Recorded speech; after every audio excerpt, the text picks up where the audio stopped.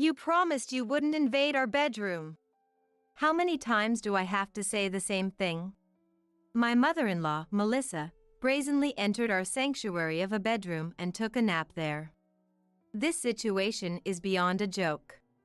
Poor Timothy's bed is now 100% soaked with Melissa's drool. No matter what I say, she just doesn't listen. Maybe it's time for some real consequences? Haha. My name is Kristen. I'm a 36-year-old who can't stop eating ice cream during the summer. The other day, I had my eye on the last ice cream from a big set we had. But my daughter wanted it, so I gave it to her. Oh well. I guess I can always buy more. I thought how once you become an adult you prioritize your children in every aspect, and reminisced my mother's kindness, remembering how my mom did so too. Yes. Moms typically sacrifice their needs for their children. I never thought a mother would put herself first over her kids. Until I met Timothy's mom. Why do you treat me like an outsider in my own family? Melissa said, covering her face and starting to cry. This was about 10 years ago. Timothy and I had just gotten married, and we were planning to buy a house after moving out of our apartment. Melissa heard about it and said, I want to live with you too. I didn't have a bad relationship with her, but it wasn't particularly good either. The reason was simple. I had just gotten married and hadn't spent much time with her.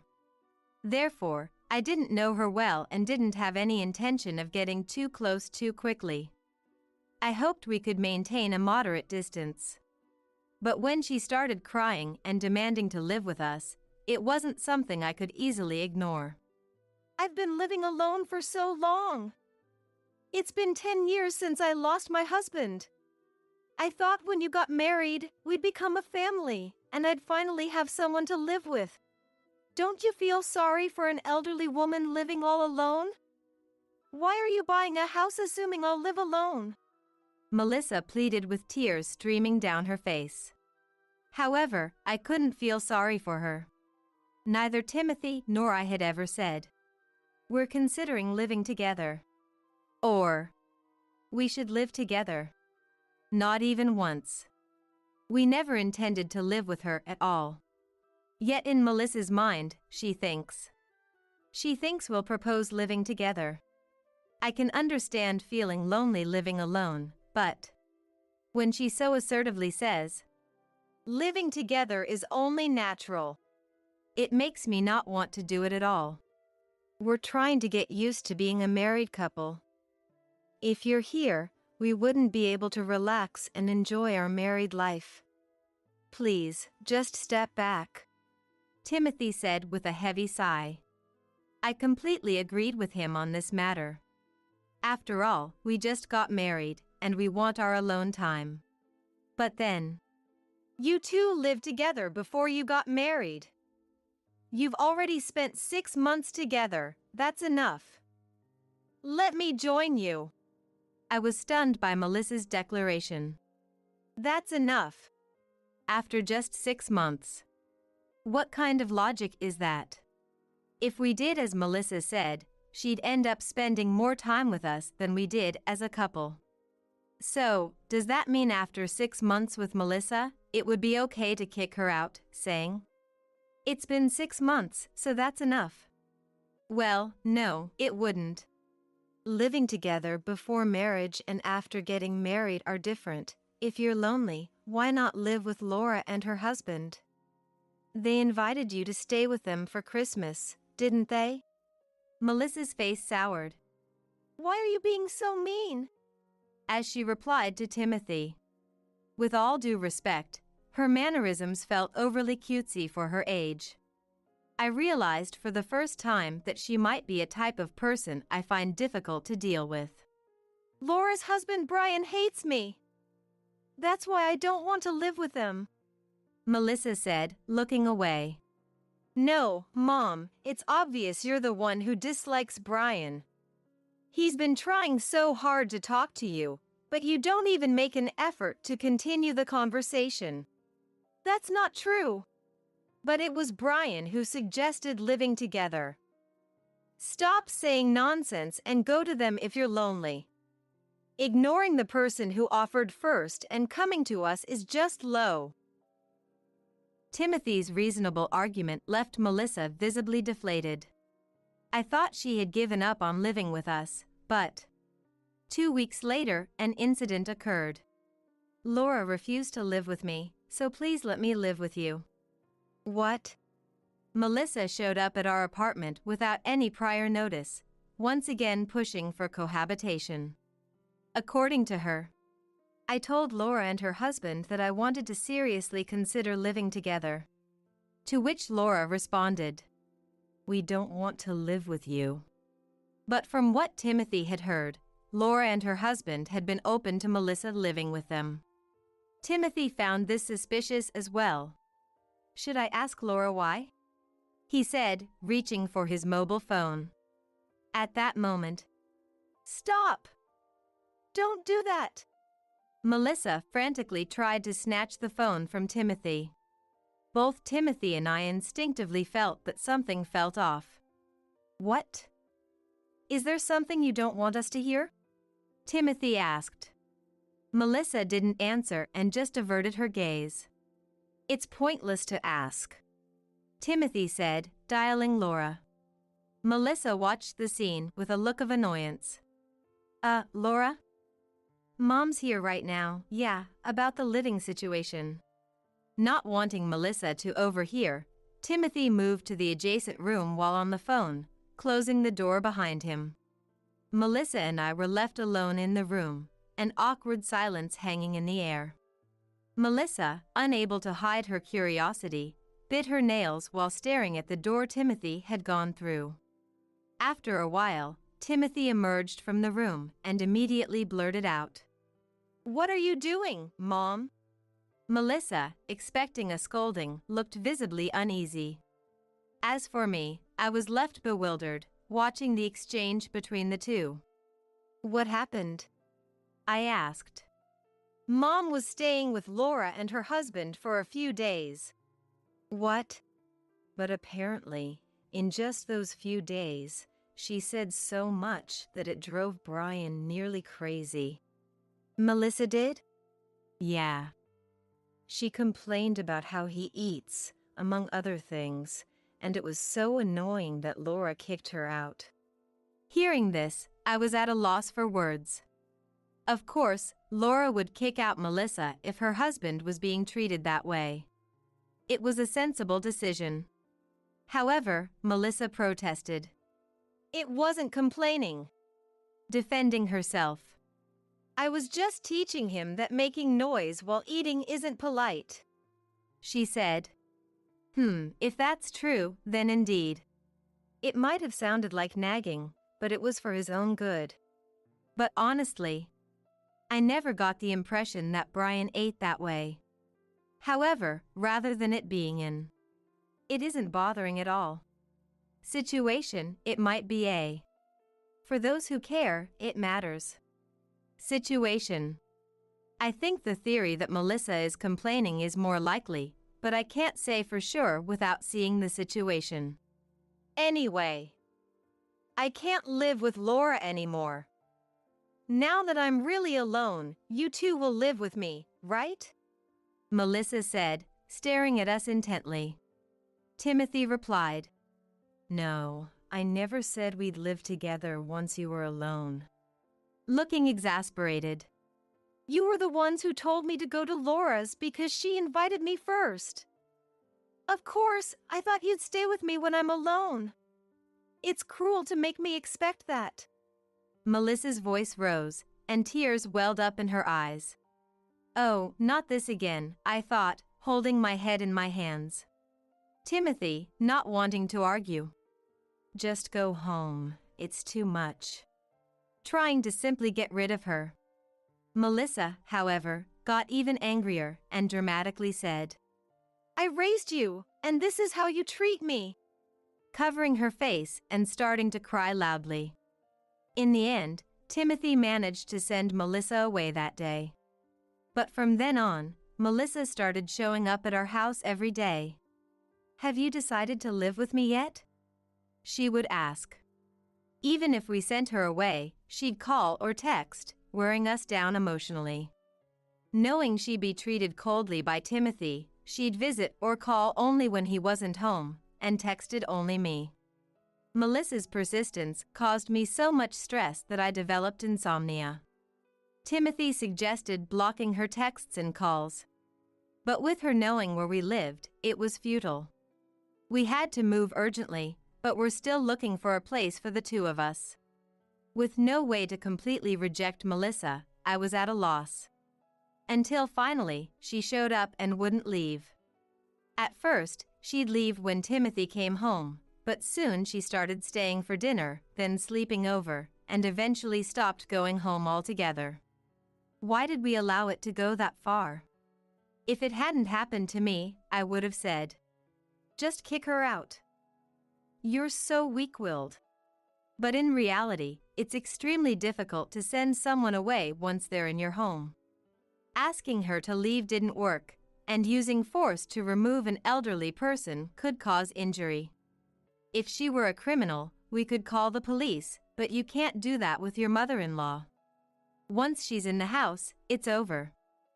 Not letting her in would cause a scene and disturb the neighbors, so that's not an option. Timothy had managed to argue her out before, but Melissa became more determined and wouldn't budge.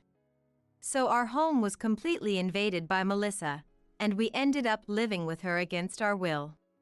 Naturally, Melissa moved with us to our new house. "I'm so happy to finally live with my son and his wife." She was thrilled. But for us, it felt more like an infestation than cohabitation. By this point, Timothy and I knew we couldn't send her away, so we reluctantly accepted living together. We figured we'd have to care for her as she got older, and that time just came sooner. It's incredibly frustrating, but it's a path we couldn't avoid forever. With that mindset, our new life together began. "Hey! Since we're all here, let's sleep together." As she said that, Melissa entered our bedroom at 10 p.m. Timothy and I, who were just about to fall asleep, were startled and jumped up.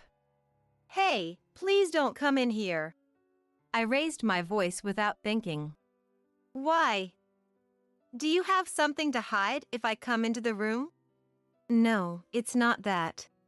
"Then it's fine," Melissa said nonchalantly.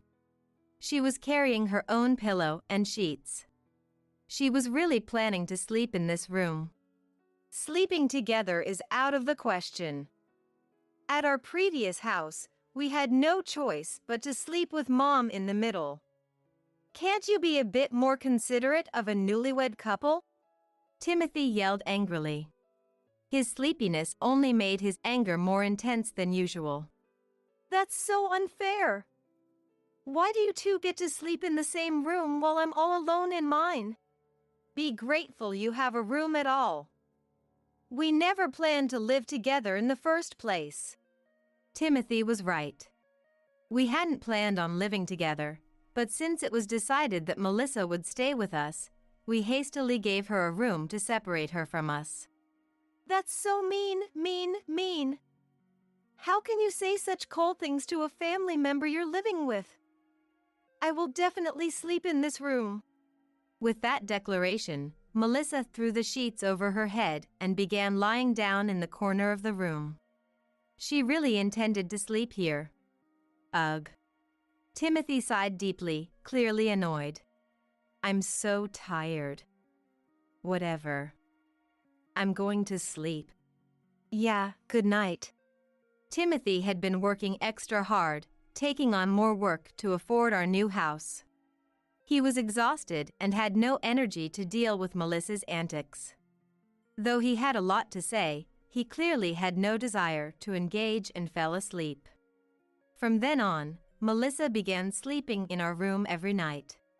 Like Timothy, I wished she would be more considerate of us as a newlywed couple. This way, our dream of growing our family would never come true. Yes, our family had grown, but we wanted to add children, not an old woman. Timothy must have been fed up with this situation too. On the first weekend after we moved in, Timothy did some DIY work. He installed a lock on our bedroom door. I never thought I'd be drilling holes in a brand new house just a week after moving in. We should have put a lock on from the start. Watching Timothy's weary back as he installed the lock, I couldn't help but laugh a little to myself. That night, Melissa tried to come into our room again, but thanks to the lock, she couldn't get in.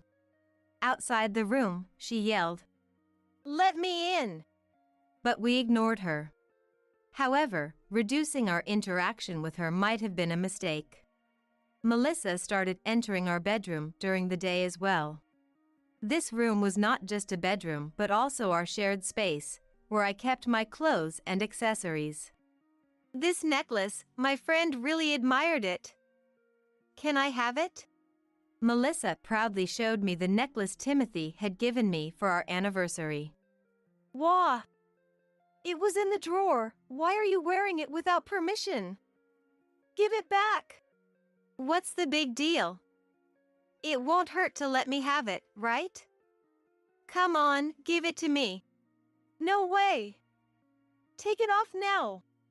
Desperate to protect my keepsake, I sternly demanded. When I sharply reprimanded Melissa, she flinched a little. "Humph," she said, pouting while taking off the necklace. "Thanks to Timothy, we can lock the bedroom from the inside when sleeping, but it doesn't have an external lock." I can't believe she just walked in. Should we install an external lock too? When I discussed the matter with Timothy, he quickly agreed and installed the external lock. I thought this would finally bring peace of mind, but... "Hey, don't you think I still look good in this?" Melissa said, showing off my clothes to me. What? Deja vu? Didn't we have a similar exchange about the necklace the other day? I stood there in shock. The external lock was in place. I had the key, so how did she get her hands on my clothes? "Melissa, that outfit, it's mine, isn't it?" "No, I just bought it." "No, the frayed hem on that skirt matches mine exactly." "But I bought it." This exchange felt childish. I was certain it was my outfit. To gather evidence, I headed to the bedroom to check if my clothes were still there. Sure enough, I didn't even need to check the specific outfit because the closet was a mess. My clothes had been rummaged through. And, of course, the outfit was missing. "Melissa, I distinctly told you not to enter the bedroom. How did you even get in?" "I didn't go in." Whistling, she continued. "I bought this outfit." It was obvious she had entered the bedroom. The question was how she had unlocked the door. Melissa never revealed her methods, so the truth remained a mystery. Despite the external lock, she kept finding ways to get in and similar incidents continued. She couldn't unlock the internal lock while we were asleep, but she managed to bypass the external lock even after we replaced it. It seemed that techniques for picking locks with wires were widespread online, and Melissa was using those methods. At her worst, she not only unlocked the bedroom door and entered, but also drooled while napping on Timothy's bed. It was incredibly frustrating. "Melissa, could you please stop this?" "Huh? Stop what?" Melissa, having just woken from her nap on Timothy's bed, looked at me smugly while stretching. "Don't pretend you don't know. I've told you many times not to enter the bedroom. Timothy also scolded you, didn't he? So why do you keep doing the same thing? Is this some kind of harassment?" I tried to stay calm, but the accumulated frustration made my voice rise. Seeing me like this, Melissa smirked nastily. "What else would it be but harassment?" "What? Why involve Timothy? Please stop this. It's causing us trouble." "Are you really the one to say that, Kristen?" "What?" "You took Timothy away from me, didn't you?" "Huh? I was dumbfounded. Took Timothy away from her? What was she talking about? I never wanted Timothy to get married. I wanted my sweet, sweet son to stay with me forever, but he hardly ever came home, and then he announced he was getting married. That's ridiculous. Then why didn't you oppose the marriage? If I did that, Timothy would hate me. He probably already does, but Melissa seemed oblivious. If your marriage falls apart, you'll get divorced eventually, right? That's why I've been doing everything I can to make sure you can't have kids.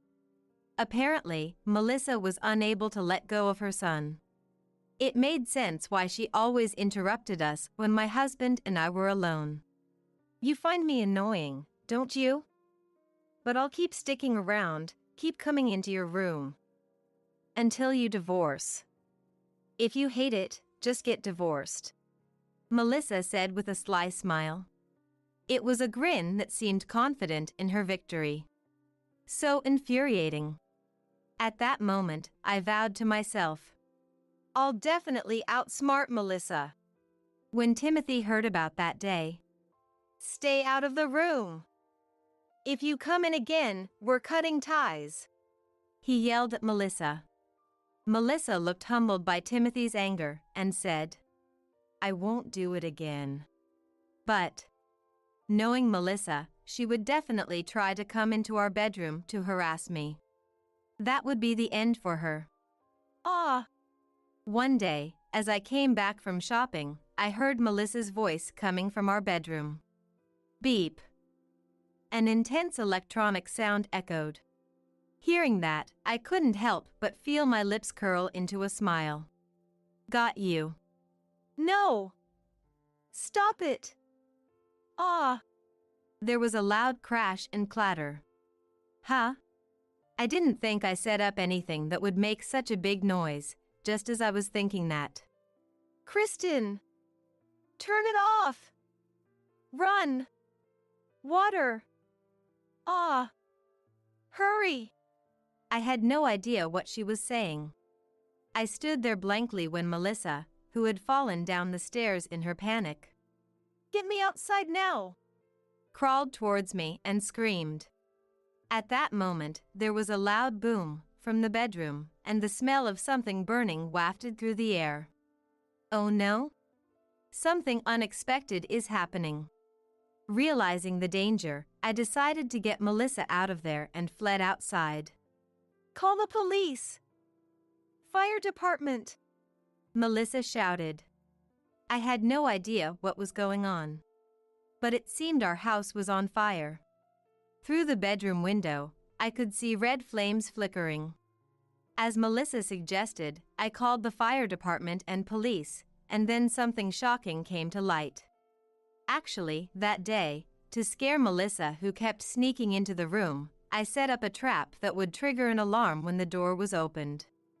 On top of that, a toy snake would spring out. I even planned to record it and confront her later with, "You came into the room, didn't you?" But Melissa was terrified of snakes. She thought the toy was real, and in her panic, she grabbed a nearby deodorant spray and lit it with a lighter. According to her, I wanted to scare the snake. But it was midsummer, and the spray can was heated, causing it to explode. Come on, using spray and fire together, anyone would know that's a bad idea. Not only did the police laugh for overdoing it, but it's good you didn't involve the neighboring houses. As an adult, you should know how to handle fire. They scolded her harshly. It's not my fault. The room looked different, so I was surprised.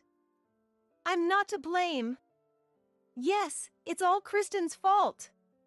The fire is because of Kristen. Desperately trying to plead her innocence in front of the police and fire department, Melissa looked frantic. Everyone there couldn't help but sigh. She shows no remorse. Trap? I don't know what you're talking about. But I did tell you not to go into the bedroom, right? It was a blatant lie, but a necessary one.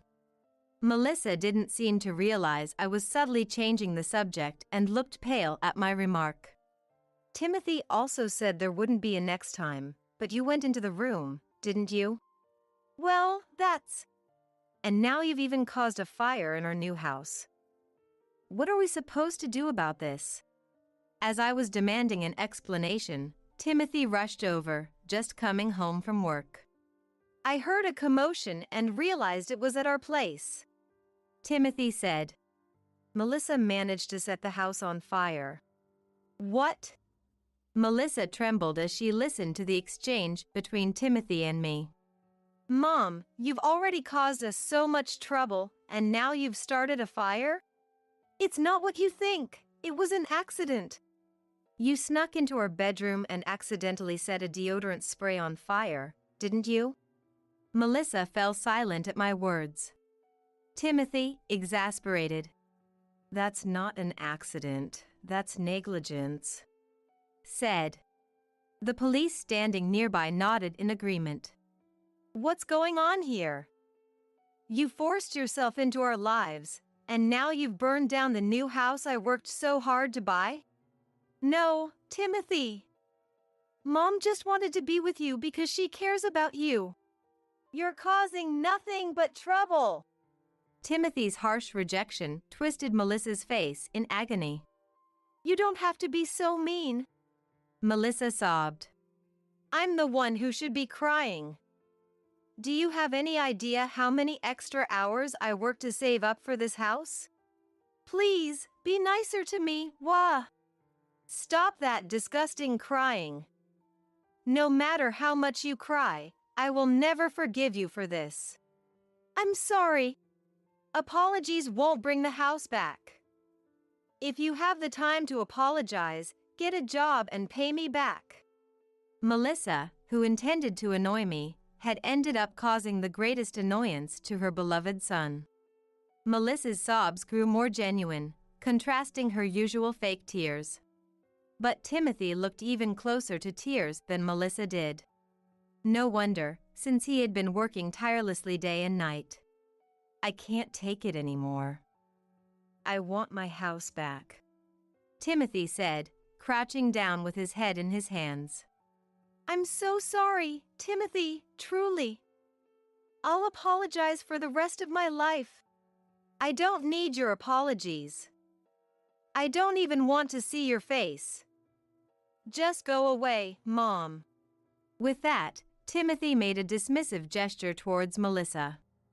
Timothy's heartless action made Melissa's tears flow even more. I'm sorry, I really didn't mean for this to happen. Please, forgive me, Timothy. Melissa pleaded, rubbing her forehead on the ground. Timothy didn't even look at her, and just stared at the burning house. Aren't you ashamed, Melissa? What? Melissa looked shocked at my words, clearly not understanding their full meaning. Everything Timothy said is right. We didn't want you to live with us, but you forced your way in. We had no choice but to accept it. Then you tried to ruin our marriage by bothering me constantly, ignoring our requests, and making a mess in our home. And now you've caused an incident serious enough to call the police. You're a complete bad luck charm for our home. And despite all this, you keep saying things like I didn't mean it or be nice to me, only thinking of yourself. Let me ask you again, aren't you ashamed? Melissa opened her mouth to respond. Well, but quickly fell silent. She couldn't find the words to defend herself. It seemed she was aware of her embarrassing behavior. How are you going to take responsibility for this fire? What? Responsibility? I couldn't possibly. No, you started the fire. We won't go easy on you just because you're family. That's unfair. Melissa, who was pale and shaken, didn't seem to grasp the gravity of Timothy's words. Well, only legally are we family, I mean, Timothy remarked. Melissa, shocked, looked between Timothy and me, not understanding. Oh, was that unclear? Let me be clear. from now on, don't involve us. We are cutting ties. What? Seeing Timothy's glare, she seemed to realize that it wasn't a joke. Melissa's face turned stony. I'll take responsibility. Please, don't say that, she pleaded, clinging to Timothy. Taking responsibility is a given. Cutting ties is part of it. I really don't want to deal with you anymore. No. I'll find a way to get the money. Please. Shut up. I'm tired of being dragged around by a troublesome parent. You've been controlling me since I was a kid. That's because I loved you, Timothy. If you love me, then love my wife too. No husband can stand by while his wife is being harassed. What you're doing to her is the same as doing it to me. Realizing the weight of her actions, Melissa released Timothy and slumped to the ground, her face ashen. I'm sorry, she mumbled repeatedly, almost incoherently. But Timothy only responded with, Be quiet. He didn't even look at her again, leaving Melissa there. After that incident, Timothy's thorough rebuke seemed to have had an impact, and Melissa surprisingly provided the moving expenses without much fuss. We could have repaired the house with fire insurance, but after having a family feud in public, we decided to move due to the prying eyes of the neighbors.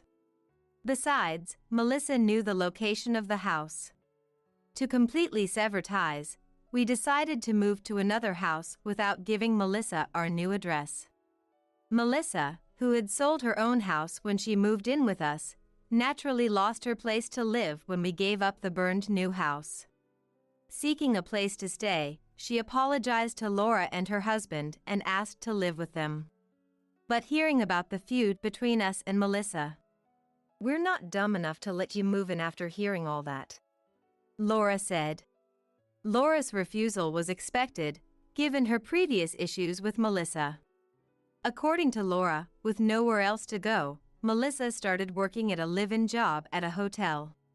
But that hotel was on the verge of bankruptcy, and the working conditions were terrible. Due to constant understaffing, she was often called to work even during her sleep hours and had to help with preparations for the next day. Even though it was supposed to be shift work, she was worked like a beast of burden every day of the week. Most employees quit within 1 or 2 weeks, so the staff mainly consisted of people like Melissa who had nowhere else to go or those with issues. The human relations there were horrible, and even the meager salary she earned was often stolen by other employees. I heard that the owner is a grumpy-faced old man. I hope everything goes smoothly, ha ha ha. Meanwhile, Timothy and I found out I was pregnant the year we moved to the neighboring town. Now, we are blessed with 3 children. We have 2 girls and 1 boy. The girls are so energetic that our boy is often overshadowed by them. But he's very good at dealing with his sisters and is such a kind boy. I think he'll be very popular in the future. However, the girls have grown up to be quite tomboyish and sometimes come home after fighting with boys. They say they are avenging a friend who was bullied. They've become quite brave. Well, there's nothing wrong with girls being brave, so it's fine. Although, I do worry a bit about their future spouses. My son, one day you should introduce your sisters to the best and second best friends you have, just kidding. Timothy and I often say. It makes me sad to think that these kids will someday start families of their own. But we are also probably the ones looking forward to that day the most. We have to make sure not to become parents like Melissa who can't let go of their kids. What happened? I might be pregnant. What do you mean, you might be pregnant? Like, the pregnancy test was negative, but you have symptoms? I haven't taken a test yet. I heard it doesn't show up until you're like, for weeks along. But I'm already having really early symptoms. there's blood in my discharge, and I've been nauseous and running a fever. What do you mean by really early? How's that different from just early? You're a nurse, you should know, right? I'm not an OBGYN, but I know the basics. Really early is like the 3 to 4 weeks from intercourse to implantation. Pregnancy tests won't pick it up until after that window. And my symptoms match up with being super early. So you really are pregnant? You're still 14? It's not confirmed yet. Don't say things that'll make me anxious. Sorry. Sophie is only in 8th grade. And yet, the possibility has come up that she's pregnant. She been acting strange lately, is this why? We talked more after that, but there's no moving forward without confirming if she's pregnant or not. Sophie said the pregnancy test should show a result in about 3 days, so we decided to wait until then. Those 3 days of uncertainty were pure hell. Sophie was devastated at the thought of being pregnant, and my husband was a mental wreck. The house was already in complete chaos. Then the fateful day arrived, 3 days later. I finished my night shift, stuffed a pregnancy test in my bag, and rushed home. Panting, I arrived at our high-rise apartment building to find a crowd had formed. Peering through the gaps between people, I saw several police officers putting up sheets to block the view. Wondering what was going on, I tried to get a sense of the situation and a horrible stench hit my nose. Police, sheets to obstruct the view, a foul odor. The worst-case scenario for my husband and Sophie flashed through my mind. With a sinking feeling, I ran toward our home. A police officer was standing in front of the door.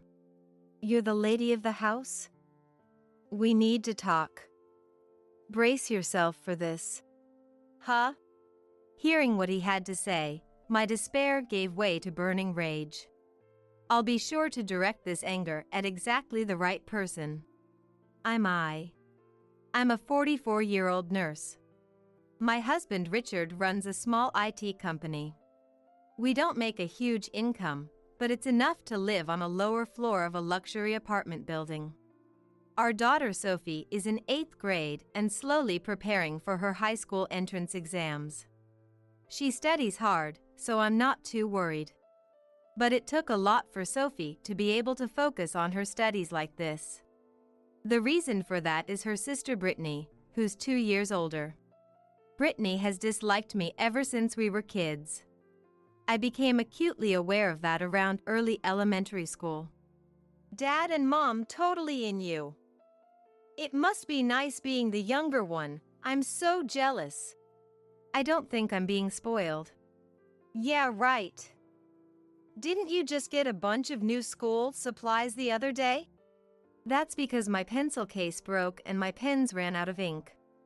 Just because you got a good grade on a test, could you stop showing off about studying? I could get better grades than you if I actually studied too, you know. Then why don't you actually study? I thought that, but saying it would only worsen Brittany's mood and make her criticize me more. Even if I wanted to talk back, I learned the less mature lesson that the easier way to deal with Brittany was to back off to a point. That coping method I picked up back then came in handy not just with Brittany, but in other situations too. It still helps me maintain smooth relationships to this day. It's the one thing I'm grateful to Brittany for. Brittany would pick fights with me over anything. Seems it was because she had an inferiority complex toward me in a lot of ways. Even though she was the older sister, I guess she couldn't stand being inferior to her little sister. But it's not like I'm especially great or anything. She had a lazy streak, she wouldn't even do her homework, and she'd push off things Mom asked her to do onto me. If she could just fix that laziness, I think she could easily surpass an average person like me. But there was one area where Brittany was absolutely determined not to lose to me. You're in high school now, shouldn't you learn how to do makeup? I'm fine without it for now. Right. No matter how much effort you put into makeup, you'll never match my natural good looks. She is beautiful, so I agree, but it's irritating to hear that said straight to my face. Feeling inferior to me in other ways, she started lording her looks over me once she got to high school. But without realizing it, I ended up bruising Brittany's pride in the one thing she was confident about. No way, this kid is your boyfriend? Yeah. We just started dating recently. I got my first boyfriend in 8th grade. How come you have one in 7th grade? It's only a 1-year difference. I ran into Brittany while on a date with my boyfriend. I didn't think it was anything to hide, so I introduced him, but for some reason she glared daggers at me. Brittany's pride seems to be an incredibly delicate thing, easily wounded. Having this mysterious pride of hers injured, Brittany did something outrageous to me. Brittany, what's this about? My boyfriend suddenly said he's dating you now and broke up with me? What do you mean, what's this about? That's exactly what it is. He dumped you and came to me, that's all. She replied while fiddling with her phone, not even looking at me. To me it was a huge problem, but I guess to Brittany it was no big deal. I was shocked that Brittany stole my boyfriend, but it got worse from there. Brittany, did you really break up already? It's only been 3 days since you started dating. Yeah, but my goal wasn't to date him, it was to steal him from you. Why don't you date him again? Oh right, it'd be too awkward. Brittany's brazen attitude left me flabbergasted, way past angry. From then on, I made sure to thoroughly hide anything romance-related from her. That sis graduated college, moved out and got a job, then got married the next year. Seeing her looking so blissful with her husband in her wedding dress, I thought surely getting married would mellow out her personality. But rather than mellowing out, her personality took a nosedive from there. A year after she got married, I also graduated college. I moved out when I got a job. And right then, Brittany moved back in with our parents. That jerk keeps nagging me, do the laundry properly, clean the house, make me food. If he's got complaints, he should do it himself.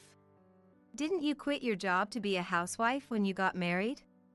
The way I see it, why should I have to do housework just because I'm a housewife? Then what does housewife means? She said it so matter-of-factly that I almost thought I misunderstood the meaning of the word. She ended up getting divorced after just a year of marriage. Divorce isn't that rare, and I don't mind her moving back home. But I felt uneasy about moving out and leaving Brittany there. Don't worry about Dad and Mom. I'll take care of them. In exchange, I'm getting all the inheritance. When I left home, Brittany saw me off at the door, waving and smiling. I'd like to think she was joking, but considering everything up until now, it's scary that it doesn't sound like a joke. Next to Brittany, our parents had strained smiles on their faces. Brittany has been living at home ever since. She doesn't work, stays unemployed. She doesn't contribute a penny and doesn't lift a finger around the house. Basically, she's been mooching off our parents this whole time. But Brittany has her own twisted logic. I'll take care of them in the future, so they're taking care of me now. Every time I visited home, that was her pet phrase. How very reliable of her. 6 years after I started working and Brittany got divorced. I married Richard. Huh, you bagged yourself a hottie. Don't say it like that. What does Richard do for work? I run a small IT-related company. You run a company, meaning you're the president? At a family gathering, Brittany's eyes changed when she heard Richard was the president.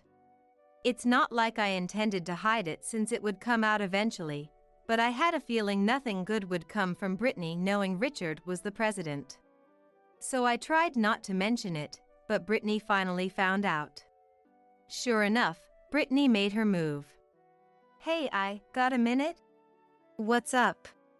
One night, Richard called me over to the living room sofa with an uneasy look.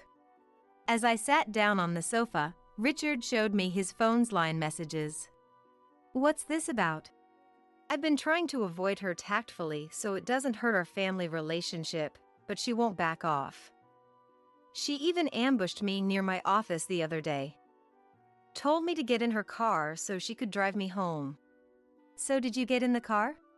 No, that time I said I had somewhere to be and declined. Looking at Richard's line, there was a flood of messages from Brittany. Most of them were invitations to meals. The incident from high school, when she stole and quickly dumped my boyfriend, came rushing back. Brittany was clearly up to no good with Richard. I'm so sorry. I apologized to the dejected Richard on behalf of my family member. A few days later, I got screenshots of the line messages from Richard and headed to my parents' place. Aren't you too old for this embarrassing nonsense? What embarrassing nonsense? I was just trying to get closer to Richard since he's family now. I called a family meeting at my parents' house, but Brittany looked unfazed even when shown the line screenshots. It was bad enough when she stole my boyfriend, but this time she went after my husband. Meaning she had tried to cheat with him. Seeing no remorse on her face and not a word of apology, I got fed up. Enough already! Can't you stop messing with me just because you don't like me? Stop with the paranoid delusions. It's not a delusion. You targeted Richard and failed, right? You're 30 now. You're not young enough to draw men in with your looks anymore. Excuse me? I slammed the table and got in Brittany's face, then she slammed the table too and snapped back, enraged by my words. Our parents were shaken up by our fighting. In the end, Brittany stuck to her claim that she just wanted to get closer to Richard as family. So Richard and I told her we had no desire to get chummy with her, and made her promise to keep her distance from us as a couple. Hearing us out, our parents looked so sad it made my heart ache, but I couldn't forgive her this time. 2 years after cutting ties with Brittany, our daughter Sophie was born. With Sophie's birth, we needed a bit more space, so we decided to move to a high-rise apartment building. It was a high-rise, but we got a low second-floor unit so the rent was cheaper than the higher floors. But the cheap rent wasn't the only reason we chose the second floor. In the high-rise we moved to, the residential units start from the second floor. So when Sophie gets a bit older, we won't have to worry about her uniquely loud kid footsteps bothering downstairs neighbors. And even on the second floor, we can use the building's rooftop garden, pool, and other facilities. The second floor was just right for us in many ways. After we finished moving, my parents came over for a housewarming. That's when they asked me to make up with Brittany. Ever since the explosive argument with her sister Brittany, I has barely exchanged a single word with her, only catching a glimpse of her face when visiting their parents' home. When little Sophie was born, it seems she was shown photographs by their parents, but she has yet to meet her precious niece in person. Even with the recent move, Brittany was treated like an outcast, left out of the loop, and seen to be drowning in loneliness. I, deciding that Brittany had likely reflected on her past actions, extended an olive branch and invited her over to their new home. I'm truly sorry for all the trouble I caused before. I understand. Let's put it behind us. Are you okay with that too, honey? I asked, turning to her husband. Yeah, I've got no issues with it. Richard replied, his tone neutral. When Brittany arrived at I's doorstep and saw the couple's faces, she immediately launched into a deep, heartfelt apology. She seemed far more repentant than I had anticipated, so right then and there, I and Richard decided to bury the hatchet regarding the incident where Brittany had tried to steal Richard away. After cooing over Sophie's adorable face and taking a quick tour of the house, I and Brittany made their way to the rooftop garden, just the two of them. Wow, it's like a mini park up here. And the view is simply stunning, Brittany exclaimed, her eyes wide with wonder. Brittany grabbed onto the wire mesh fence with her hands, frolicking about like a giddy child as she soaked in the breathtaking view from the rooftop. Be careful. That's dangerous, I warned, her voice laced with concern. Oh, don't worry, this fence is incredibly sturdy. And it's quite high too. But you know, since it's wire mesh, you could probably climb over it if you really wanted to. It almost feels like with this, you could just spread your wings and fly away whenever life gets too tough to handle. Brittany mused, a wistful smile playing on her lips. It seemed that Brittany hadn't changed one bit. She was probably just joking around, but the way she said things that didn't quite sound like jokes while flashing a grin was unsettling. I returned Brittany's beaming smile with a strained, polite one of her own. Later that evening, after Brittany had left, I received a call from their parents. I'm telling you, those are just wild accusations that Brittany is making up on her own. None of it is true, I insisted, her voice rising with each word. It turned out that Brittany had gone home and spun all sorts of tall tales to their parents, a mix of truth and fiction. She claimed that the reason I and Richard had chosen a lower floor in the high-rise instead of a higher one was that Richard's company was in financial trouble. Brittany alleged that Richard had racked up a mountain of debt that was still snowballing out of control. She even went so far as to suggest to their parents that I and Richard's once blissful marriage was on the rocks due to the crippling debt. Of course, none of it was true, and I vehemently denied everything. But it seemed that Brittany had anticipated I's denials and preemptively warned their parents that I would try to hide the truth. As a result, their parents bombarded I with questions like, "Tell us the truth. What Brittany is saying is all lies, right?" And remained skeptical of I's explanations for quite some time. It appeared that Brittany was up to her same old tricks, and her initial apology had been nothing more than a superficial act. After reconciling with her for just one day, I promptly banned her from their home. But even after that, she continued her troubling behavior, occasionally spreading bizarre rumors about us and persistently trying to contact them to see Sophie despite being explicitly forbidden from doing so. While these incidents were bothersome, they could have been brushed off and ignored. However, when Sophie was in the 4th grade, her actions took a far more serious turn. "Sophie, where on earth have you been out so late?" I demanded, her voice trembling with a mixture of anger and relief. "We were worried sick about you," Richard chimed in, his brow furrowed with concern. "Huh? I was just hanging out with Auntie Brittany. She said she'd let you know, Mom," Sophie explained, confusion etched on her young face. "It's Brittany again," I muttered under her breath, her jaw clenching with frustration. One day, Sophie failed to come home after school, not returning until around 8 p.m. I and Richard had just been discussing the possibility of contacting the police, as Sophie was nowhere to be found. As the tension drained from their bodies upon Sophie's safe return, I and Richard sank to the floor right where they stood. The moment Sophie mentioned that she had been with Brittany, the pieces clicked into place for I, and she immediately dialed Brittany's number. "What on earth were you thinking? It's common sense to let us know where our daughter is," I practically shouted into the phone. "I'm sorry, did I worry you?" "There's no need to get so angry. I just got a little carried away with excitement since you never let me see Sophie. It slipped my mind to give you a heads up," Brittany replied, her tone infuriatingly nonchalant. "This is kidnapping, plain and simple. If you pull a stunt like this again, I won't hesitate to call the police," I threatened, her voice shaking with fury.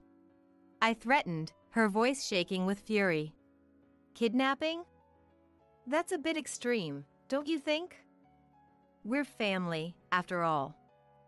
All right, I won't do it again. Brittany conceded, but I could hear the smile in her voice even through the phone. It was clear that she was reveling in my anger and flustered reaction. It had been this way ever since they were children. I constantly found herself at the mercy of her whims and manipulations. I feels that her terrible behavior has gotten worse, especially since getting married. This time, even Sophie was dragged into it. Moreover, it seems that Brittany's latest harassment has led to unexpected events. Why can't I play with Auntie? You always say to get along with everyone, Mom. That's about your friends, it doesn't really apply to your aunt. Auntie was really nice. She bought me ice cream, snacks, and even a keychain. That wasn't for your sake, it was for my— No, that sounds weird to say. I don't understand what you're saying. Mom, you're not making sense. I tried to explain in a way that even a 10-year-old could understand, but she struggled to explain it well. It seems that Sophie had so much fun playing with Brittany that she grew attached to her. However, I couldn't let Brittany and Sophie be together. She tried to explain this, but it made I look like the bad guy who was being mean to Brittany. Eventually, albeit reluctantly, Sophie understood that she shouldn't play with Brittany. 3 years later, Sophie entered 7th grade. While there were no more major incidents like kidnapping, Brittany's small attacks continued. However, their relatives had already determined that all the stories Brittany spread about I were misinformation, so I and Richard no longer needed to clear up misunderstandings. But as the hassle of dealing with Brittany slowly decreased, another problem emerged. I heard you're not going to club activities. Yet you come home late. Where are you going and what are you doing if not to club? What does it matter where I am? Just leave me alone. How can I leave you alone? Aren't you worried that something might happen? Stop nagging. Nothing's wrong. I'm fine. Sophie had clearly entered adolescence. You're loud and you stink. Before leaving the living room, she yelled at the worker cleaning the exterior walls and stomped off to her room. When I apologized to the worker outside the window, he slightly lifted his helmet and greeted her with a smile. Looking up, I felt embarrassed and immediately fled back into the house. I feels that Sophie's change in attitude started around the time she got a boyfriend. As soon as she entered middle school, Sophie got a boyfriend, breaking me and Brittany's record for their first boyfriend. I wondered what middle schoolers do when dating, but it seemed they walked home together and went out cycling on weekends. She found their innocent dating style endearing. However, shortly after getting a boyfriend, Sophie started skipping club activities to hang out, staying out from noon until night on weekends, and coming home after eating dinner out. I scolded her many times, but the more she scolded, the more it backfired, which is common for children going through puberty. I and Richard were at their wits' end with Sophie. It seems she's not studying at all. And she's quite sloppy with how she spends her allowance. But scolding her has the opposite effect. Instead of scolding her each time, maybe we should wait a while, watch the situation, and scold her when the timing is right. Is it really okay to take such a leisurely approach? Adolescence only lasts a short while, right? And at her core, Sophie is a serious kid. She'll go back to being an honest girl soon. I hope you're right. Richard has a gentle personality and I has never seen him get angry at her. I wanted him to scold her strictly like a father should, but it seemed she couldn't expect that from him. As Richard suggested, from then on I tried to scold Sophie little by little while observing her behavior. However, this may have been a mistake. Perhaps thinking she wouldn't be harshly scolded no matter what she did, Sophie's attitude didn't change even after a year. Sophie, you're already in 8th grade. Isn't it about time you start thinking about entrance exams? You understand that, right? I know that without you telling me. I'm going to school properly, so you can't complain, right? Just going isn't good enough. What do you plan to do if you fail the entrance exams? Well, I could just catch a man and have him support me. Dad's a company president, so I could aim even higher. Maybe an oil tycoon? I sighed at how she had become a completely different person, like someone I know. She was clearly looking down on the world. How did it end up like this? I started to feel that adolescence wasn't the only reason for Sophie's change. About a month later, Sophie showed another change. Dinner's ready. I don't want any. Are you okay? You didn't eat yesterday either, right? And weren't you throwing up in the bathroom last night? It's nothing, I'm fine. Really? Are you really okay?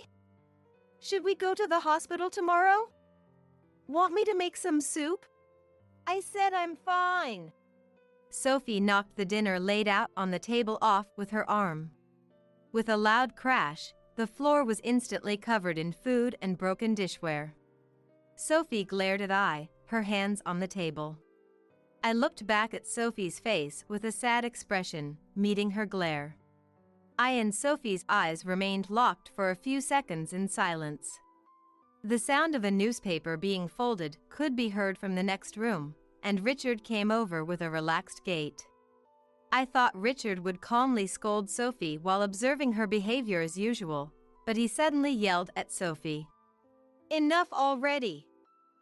Don't you understand how worried your mom is? I flinched at Richard's loud voice, which she rarely heard. Sophie also seemed to cower in place, perhaps frightened by being yelled at by Richard for the first time. It seemed Richard had been listening to their exchange from the next room. If there's something troubling you, try talking to us about it.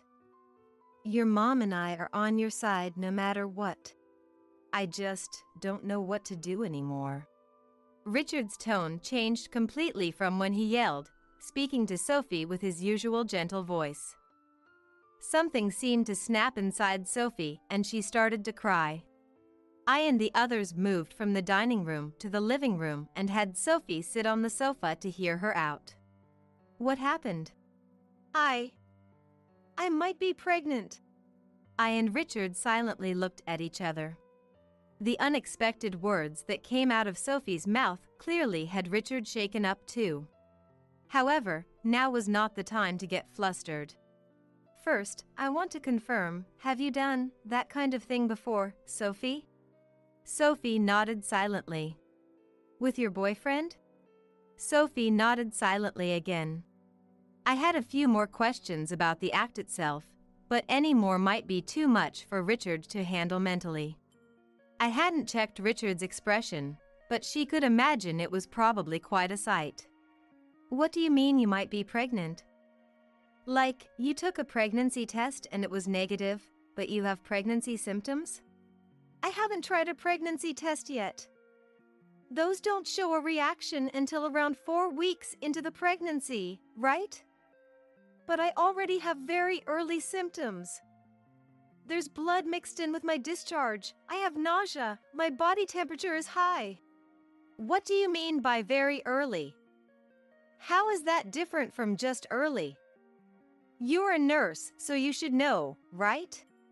I'm not in obstetrics and gynecology, but I kind of get it. Very early means from the time of the act until implantation occurs, which is about 3 to 4 weeks. Like Sophie said, pregnancy tests won't show a reaction until this very early stage is over.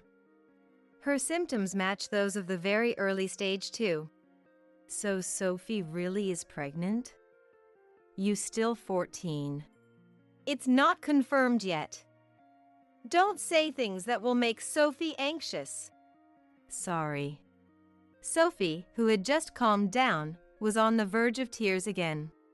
She seemed to be clenching her back teeth to keep the tears from flowing. You sure know a lot about pregnancy tests and the very early stage. I looked it up online. Why did you do that kind of thing with your boyfriend? One of my friends had already done it.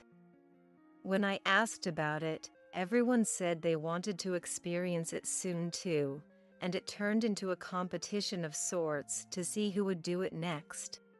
Sophie didn't meet I's eyes as she answered. She likely felt remorse and regret for what she had done, but I thought Sophie couldn't meet her gaze because she was lying. There was no definitive proof. It was just a mother's intuition. However, even if Sophie was lying, they had to resolve the major problem of her possibly being pregnant first. It wouldn't be good to expand the issue right now. I decided not to pursue the matter with her. They talked about various other things after that, but there was no way to progress the conversation without confirming whether Sophie was pregnant or not. According to Sophie, it would take about 3 more days before a pregnancy test would show a reaction, so they decided to wait until then.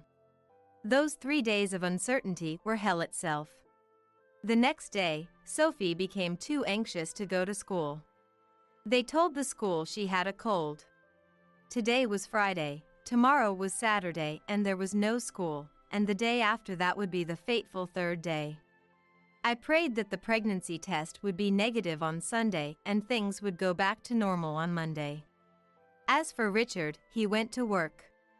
However, even though there were still 3 days left, he seemed restless from the morning as if Sophie was about to take the test at any moment, so he probably couldn't focus on his job. When Richard got home from work, he looked haggard. The mental strain seemed to be even worse than I had imagined. Sophie might be pregnant, and Richard's psyche was crumbling. The situation at home was already dire. On the fateful Sunday, I, who was coming off a night shift, hurried home with a pregnancy test in her bag. Arriving out of breath in front of the high-rise apartment building, she saw that a crowd had gathered for some reason. Peeking through the gaps between people, she saw several police officers putting up sheets to block the view. Wondering what had happened, I observed the situation and caught a whiff of a nose-wrinkling stench. A crowd, police, sheets to obstruct the view, a foul odor. The image of Richard and Sophie climbing over the fence of the rooftop garden flashed through my mind. She had a bad feeling about this. I ran towards her home. She couldn't wait for the elevator, so she dashed up the stairs. It was Sunday, so both Richard and Sophie should be home. I forcibly tried to replace the recurring mental image of the rooftop garden with one of Richard and Sophie relaxing at home. However, as she climbed the stairs, the rooftop garden scene returned to I's mind. A police officer was standing in front of her door.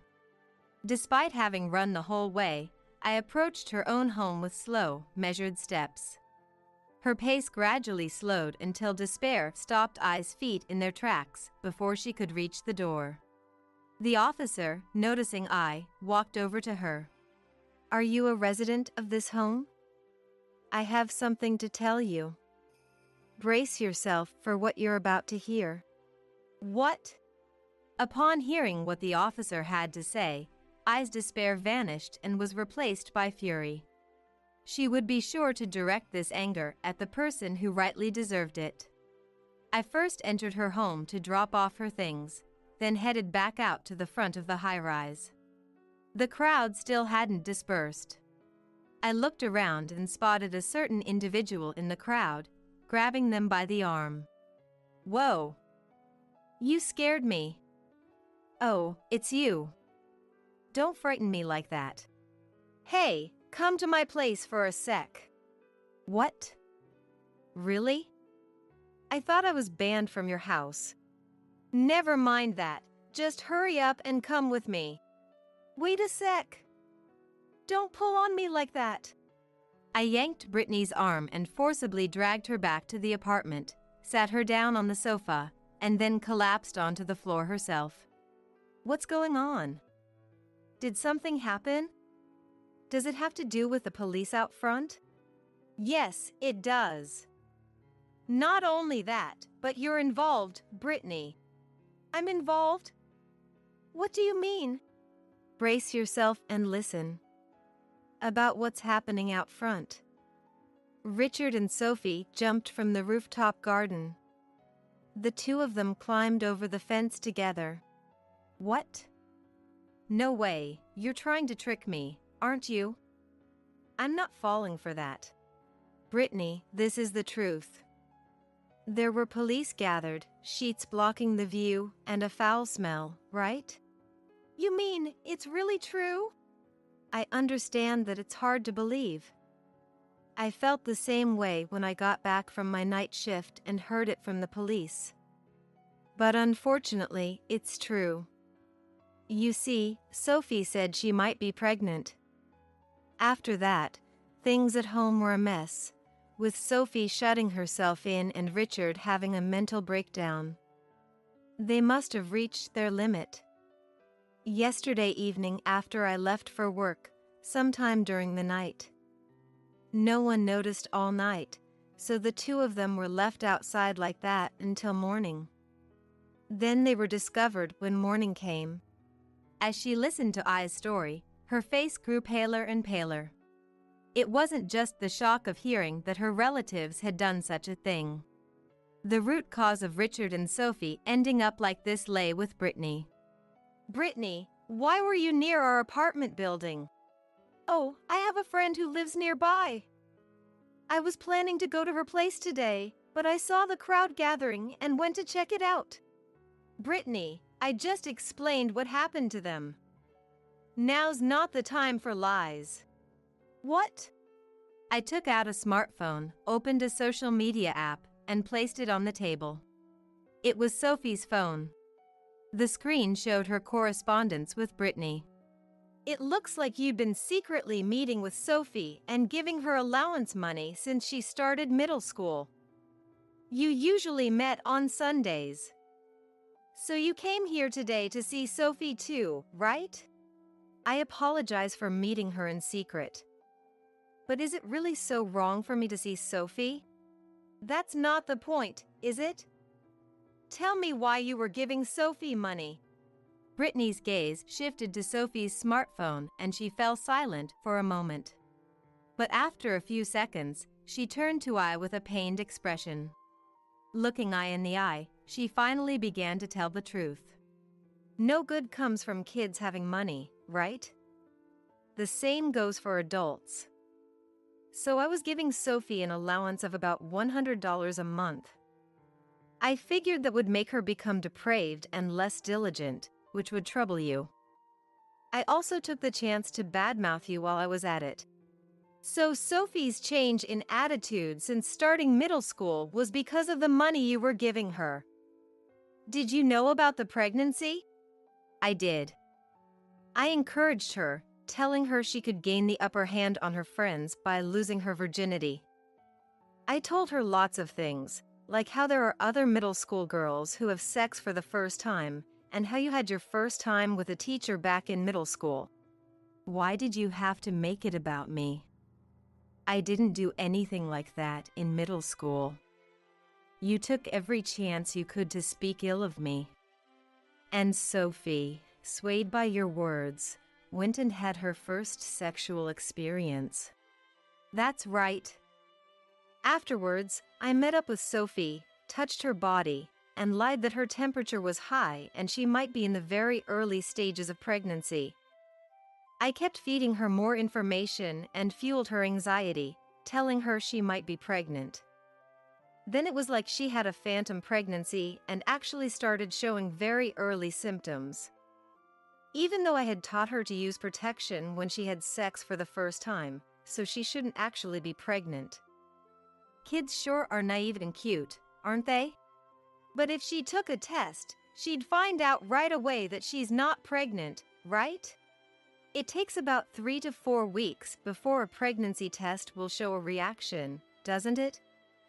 If Sophie gets anxious and stirs things up at home during that time, it'll trouble you again, won't it? You dragged Sophie into this mess just to harass me? I can't believe it. Do you have any idea how much she suffered? I never thought she'd be driven to this point. But thinking about it, I guess the possibility wasn't zero. A middle schooler getting pregnant from her first time. Not only for her, but the father wouldn't be able to handle it either. If either one of them said they wanted to end it, it wouldn't be strange for them to do it together. Brittany slumped in dejection. She had essentially taken people's lives, so she was likely being crushed by regret and guilt. At this rate, Brittany might do something drastic out of a sense of responsibility. It was about time to bring this to an end. It was pretty much how I imagined. Yeah, that's exactly it. Auntie, you're the worst. I can't believe you used me like that. Mom, I'm so sorry for everything. Sophie, you've been apologizing this whole time. You get that you're the biggest victim here, right? What? What do you mean? They're alive? Then what about the police out front? The stench? On cue with I's words, Richard and Sophie emerged from the next room where they had been hiding. Brittany seemed confused by the fact that the two were alive, the police out front, and the elaborate ruse they had staged. Her gaze wandered aimlessly as she looked around. I decided to explain the situation so Brittany could understand. The police out front came because of a dispute with the neighbors. Huh? I heard about the situation out front from the officer standing in front of our door. It also made me realize the connection between Sophie and you. Brace yourself for what you're about to hear. The target of this incident was you. What? What are you talking about? Recently, the management company contacted me about someone who was harassing the apartment building by throwing raw garbage at it. They installed security cameras, identified the culprit, and learned that the acts were often committed early on Sunday mornings, so they were staking the place out. Raw garbage being thrown at the apartment building? And it seems the garbage was specifically aimed at your unit's balcony. What? At our place? Due to the wall and limited space on the property, it was difficult to actually get the garbage onto the balcony, so most of it ended up stuck to the building's exterior wall. The person from the management company was lamenting how they'd have to hire a contractor to clean the walls, which would cost money. Oh, so that's why there was a worker here at an unusual time. I recalled the time Sophie yelled at the worker and felt embarrassed all over again. The police provided more details after that. The culprit was a man in his 50s who lived in the neighborhood. Also, the sheets used to block the view weren't put up by the police, but by the management company out of consideration for the fact that scattered raw garbage would leave a bad impression and be visually unpleasant. It was done out of kindness, but the act of concealing the scene had the opposite effect of making people think it was a serious incident, drawing a crowd. But I don't remember doing anything to make someone hold a grudge against me. There's something I'd like to confirm about that. The police officer took a photo of I with his smartphone and showed it to the male culprit for confirmation. As a result, it came to light that the man had mistaken his target. According to him, he had apparently been tricked by his intended target. Hearing this, something clicked for I. That man got into an argument with a certain woman about a car. Something about not parking on this street. At that time, the woman told him if he had a problem with it, she lives in that apartment on the second floor in that unit, so he could come by any time. She even gave him my name. Well. So that man mistook you for her and made you the target of his harassment. That's quite unfortunate. Don't give me that transparent lie. That was you who came to give Sophie her allowance and got into trouble with the neighbors, right? Then you pushed it onto me as part of your usual harassment of me, didn't you? Where's your proof of that? When they showed the man your photo, apparently he shouted yes. It's her. She seemed to be in quite a panic. She was so flustered that it completely slipped her mind that the man had seen her face. If you were coming to our place, It's only natural to suspect you were up to something with Sophie, right? Sophie was getting money from you, so it seems she had a hard time bringing herself to talk about your secret relationship. But when I pressed her on whether you were involved, she mustered up the courage to tell me. And when I heard you were coming today, I decided to hear the story from your mouth too, so we came up with this plan. Seriously, aren't you ashamed to be luring in a child with money? Sophie! You're betraying me? Don't you think it's shameful to deceive a child? As for Sophie, we'll give her a proper scolding. More importantly, how are you going to take responsibility for involving her in your harassment of me? Sophie wasn't actually pregnant, but she did something unbelievable, you know? What's the big deal? She was going to do it eventually anyway, and it's not like she loses anything. I was appalled by her attitude, something she hadn't felt in a long time. No matter how much they got angry at her, it probably wouldn't have any effect. In that case, she just had to rely on someone who might. Brittany, shall we go then? Go? Go where? To the police. The police? Why? They asked me to bring you over later because they want to talk to you about the neighbor dispute. I think they're still waiting downstairs, so let's go together. I'm absolutely not going. Is that so? Then I'll bring the police up here. I'll tell them you're being selfish like a child and refusing to come down. Brittany gave up and started walking lifelessly towards the front door. I followed behind her to make sure she didn't run away. Brittany was too afraid of the police. I didn't think she had done anything to warrant being arrested. Still, her sensitivity to the police was likely because she was aware that harassing I for years was wrong. Brittany was outside profusely apologizing to the police as she spoke with them. After seeing that, I returned to the apartment. Can I try this pregnancy test? Sure, you're probably not pregnant, but let's check to put your mind at ease. When they got back to the room, Sophie had regained her former honest and cheerful personality. Although Brittany wasn't arrested since she was the root cause of the neighbor dispute, she got a thorough scolding from the police. I also gave a detailed report to their parents about the incident. Their parents had hoped that the relationship between the sisters could somehow be improved, but they were furious that Brittany had involved Sophie. It seems she was kicked out of their parents' home. Now she's apparently renting a small, cheap apartment and living alone. However, Brittany had been unemployed and living with her parents' help. So at 46, she had no skills, experience, or savings whatsoever. Being cast out in that state, there's no way she wouldn't struggle to get by. Since it would be tough to live while staying unemployed, Brittany apparently tried to find a job, but in this day and age, the conditions are too harsh for a 46-year-old with no skills or experience. In the end, Brittany increased her part-time work to boost her income, but with part-time jobs, she apparently has to work from morning to night just to barely scrape by. I think Brittany should work hard to make up for all the easy living she's had until now. She may be fine now while she's still got energy, but what does she plan to do as she gets older?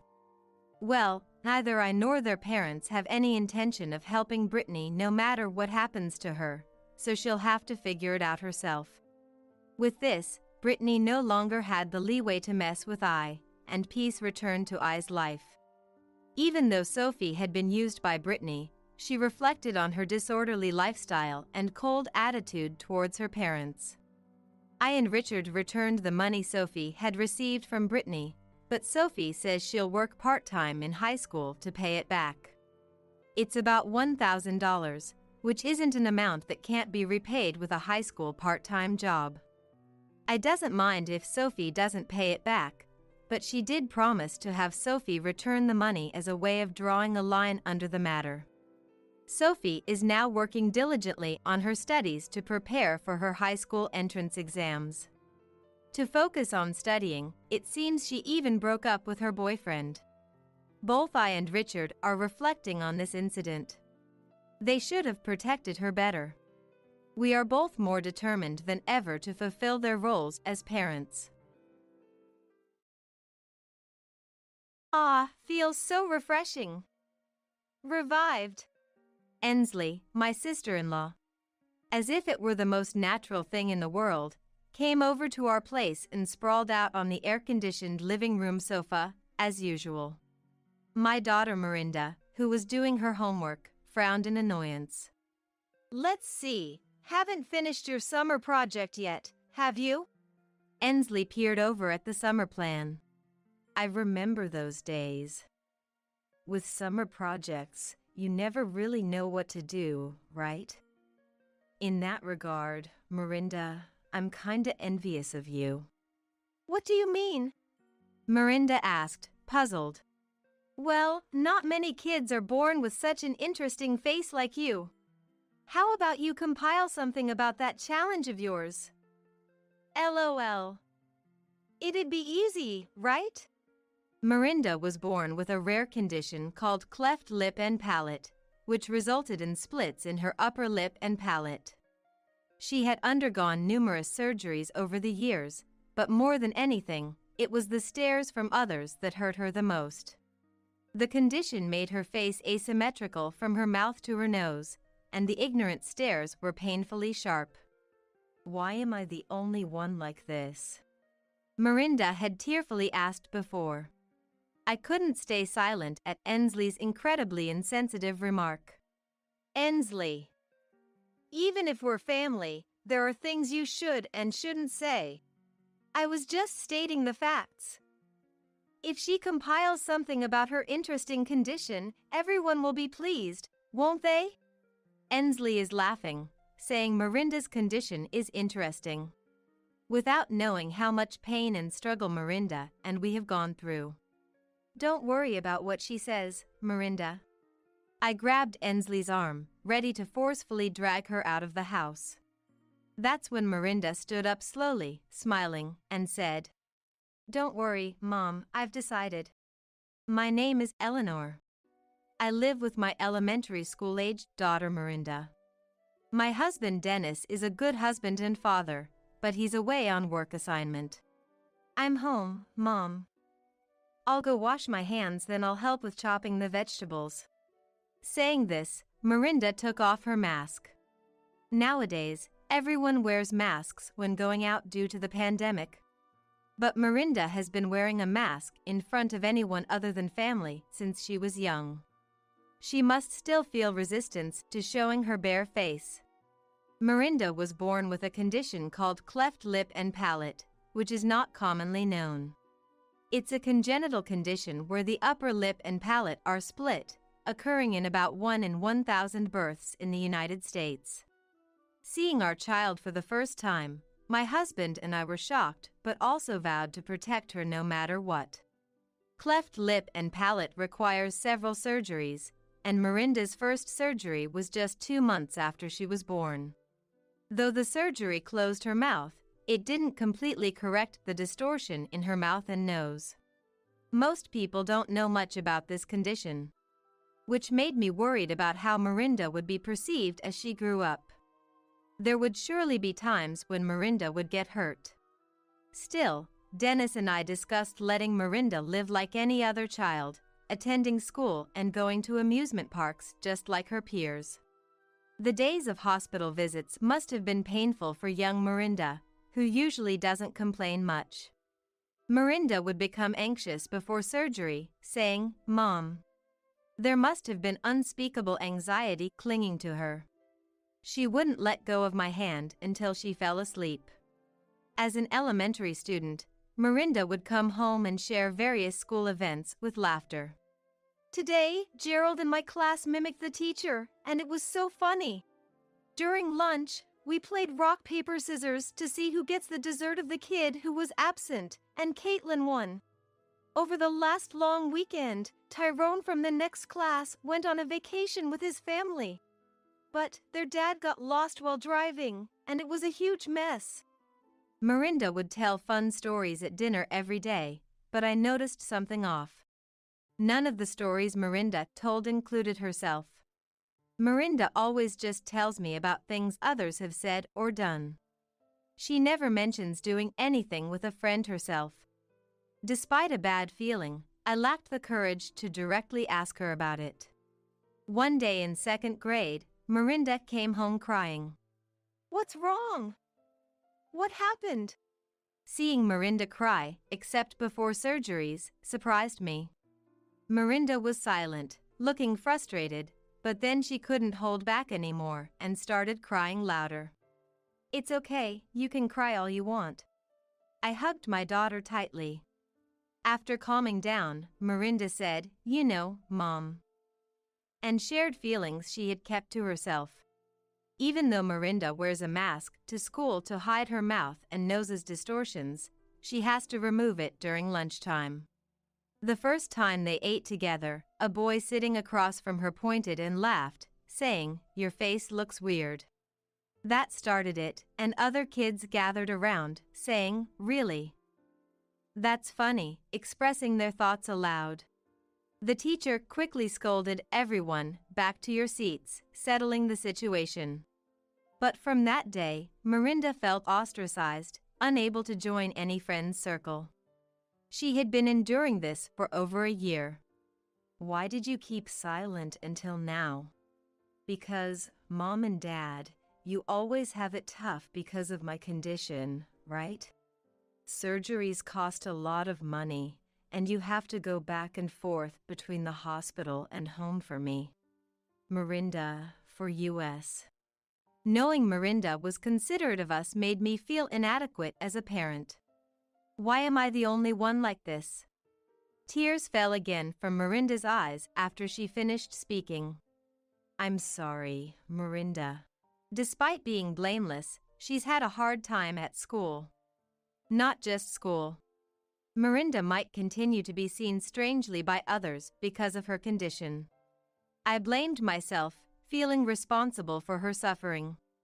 "I'm sorry, Mirinda. From now on, Mom promises to be by your side as much as possible to protect you. Even for busy Dad at work, I'll be with you." I hugged Mirinda again tightly. When I told Dennis after he came home, "It's hard not being there when you're going through tough times. I've let you handle all the hardship alone," Dennis also blamed himself. "It can't be helped. I'll protect Mirinda's heart, and you protect our livelihood. Let's protect Mirinda together." Yes, we should. We vowed again to protect our daughter. From that day, I quit my job at the apparel company and became a housewife. In third grade, Mirinda underwent her fourth surgery. While the first 3 surgeries were minor corrections, the fourth involved transplanting bone from her pelvis to her upper jaw. It was more extensive than before, but it made the distortion from her mouth to her nose less noticeable, making her look no different from other children. However, having bone removed from her pelvis made walking difficult for Mirinda, forcing her into a wheelchair for a while. Still, Mirinda would look at her face in the hand mirror and ask with a bright, radiant smile never seen before, "Hey, Mom. Do I look prettier now?" Seeing my daughter happy and smiling without feeling self-conscious made me happy too. "Yes, you're very pretty, Mirinda." I brushed her hair and spoke to her. After a while, Mirinda began serious walking rehabilitation. She almost fell during the unfamiliar rehab, but when I tried to help, "Just watch, Mom," she scolded me. Holding onto the handrail, Mirinda grimaced with each step, "This is nothing. My face looks proper pretty now." Lucky, right, never showing any signs of weakness. "Does it hurt? Are you okay?" I couldn't help but worry and wanted to support her physically. "If you always support me, Mom, there's no point in rehab."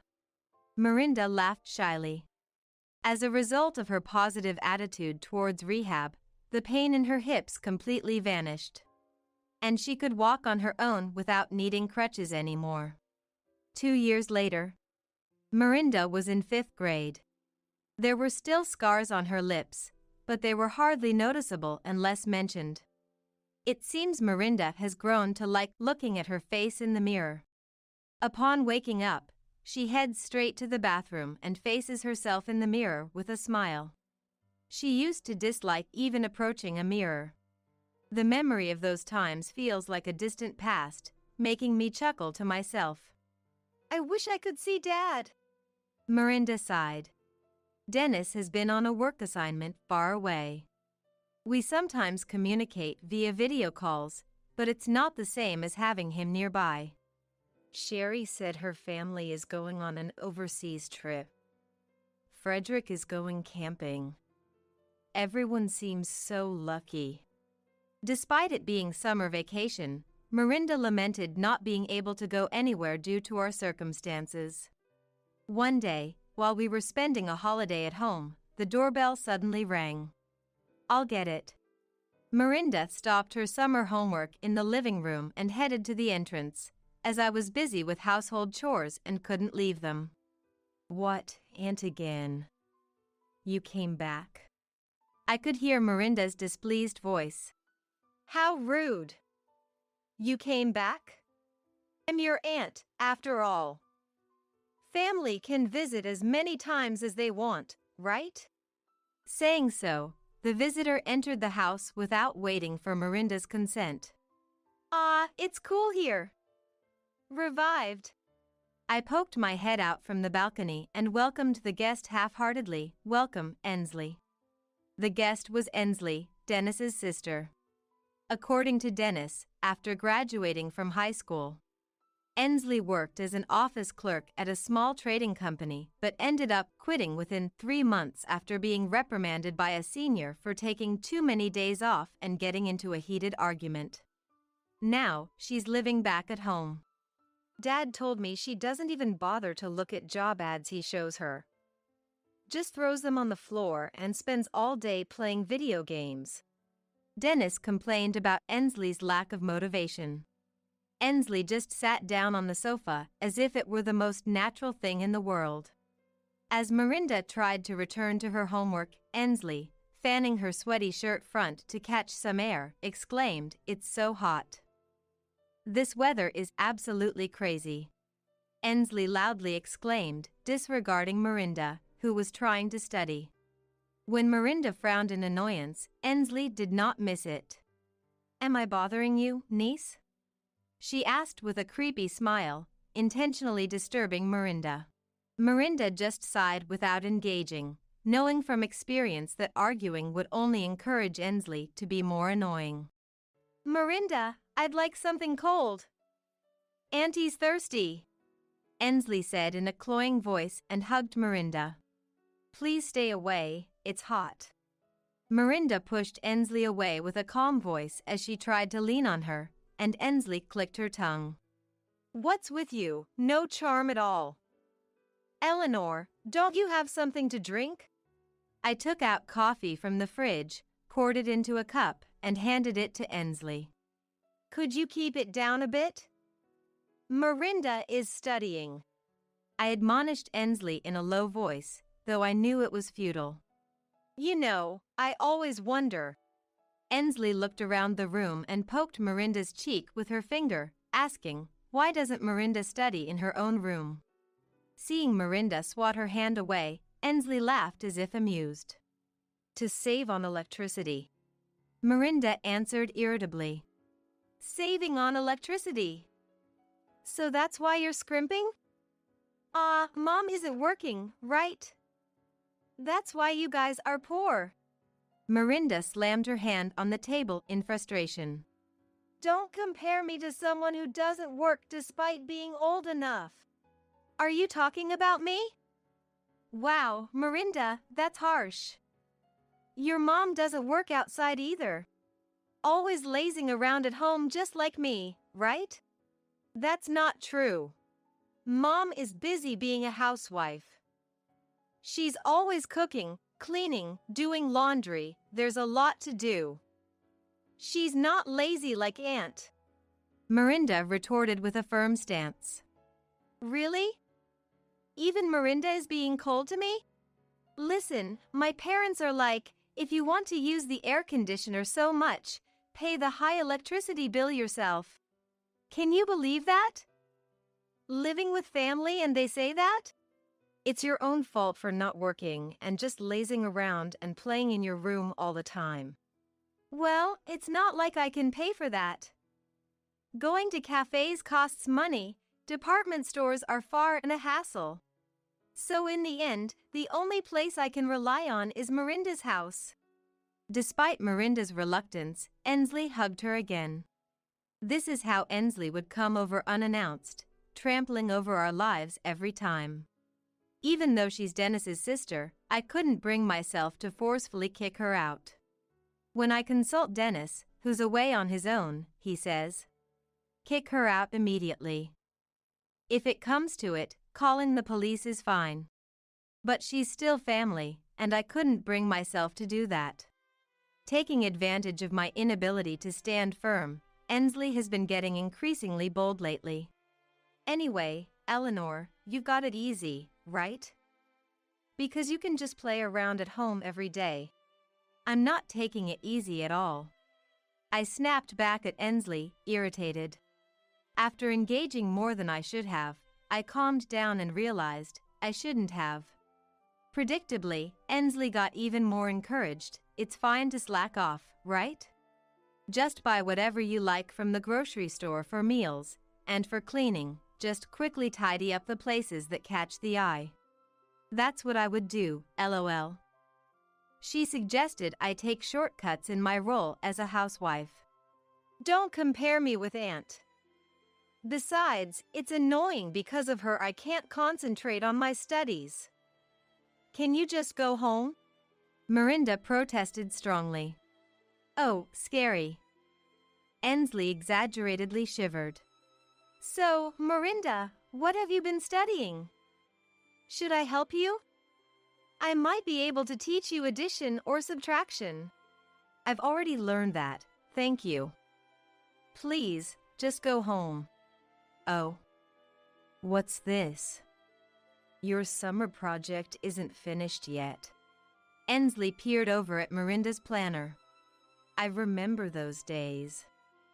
With summer projects, you never really know what to do, right? It's hard to find something you actually want to research. In that regard, Miranda, I'm kinda envious. What do you mean? Well, not many kids are born with such an interesting face like you. Why don't you compile something about that condition? It'd be easy, right? LOL. It's about yourself, so you wouldn't have to research much. I couldn't stay silent at my sister-in-law's incredibly insensitive remark. Enough, Ensley. There are things you should and shouldn't say, even if we're family. Oh, scary, scary. I was just stating the facts. If she compiles something about her interesting condition, everyone will be pleased, won't they? Ensley is calling Miranda's condition interesting. Laughing, without knowing how much pain and suffering Miranda and we have gone through. Miranda, don't worry about what such a person says. I grabbed Ensley's arm, trying to drag her out of the house with all my might. That's when Miranda stood up slowly and said with a smile, "Don't worry, Mom. I've decided."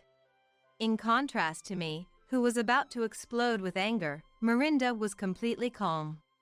Well then, Miranda, I don't quite understand, but your mom seems really angry, so I'll leave. Ensley said without a shred of remorse, smirking creepily as she prepared to leave. I wanted to unleash my anger on her, but Miranda pulled at the hem of my shirt, stopping me. You too, Mom, shouldn't worry about what that person says.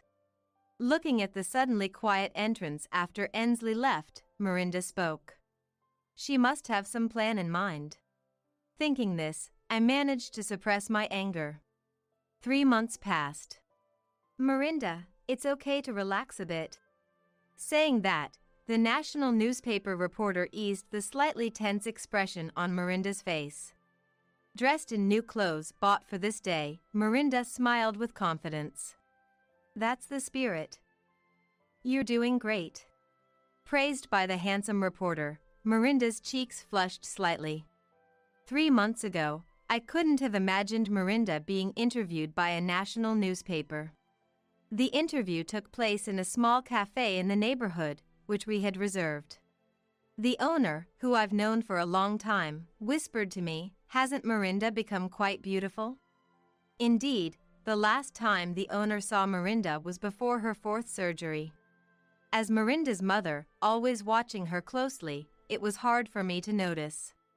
But acquaintances who saw her without a mask after a long time were often surprised. Mirinda's treatment had progressed so much that her facial structure from her mouth to her nose was indistinguishable from other children's.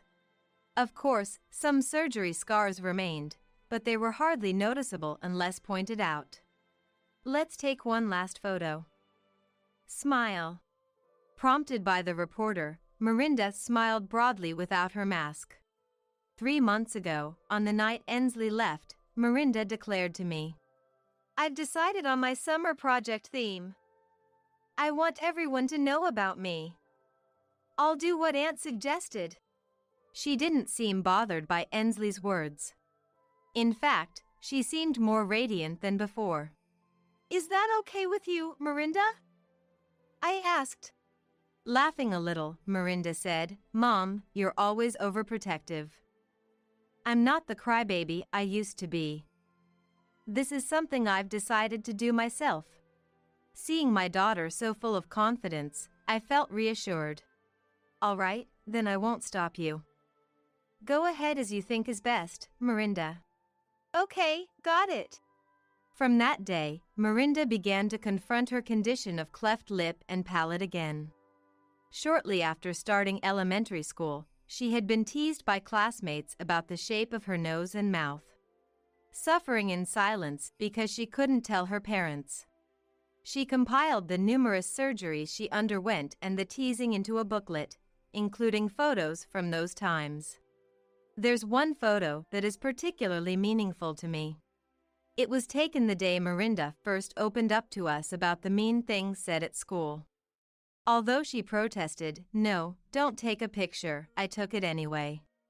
"Why did you take a photo?" She protested tearfully, but I hugged her tightly. "Someday, we'll look back at this day and laugh, Mirinda."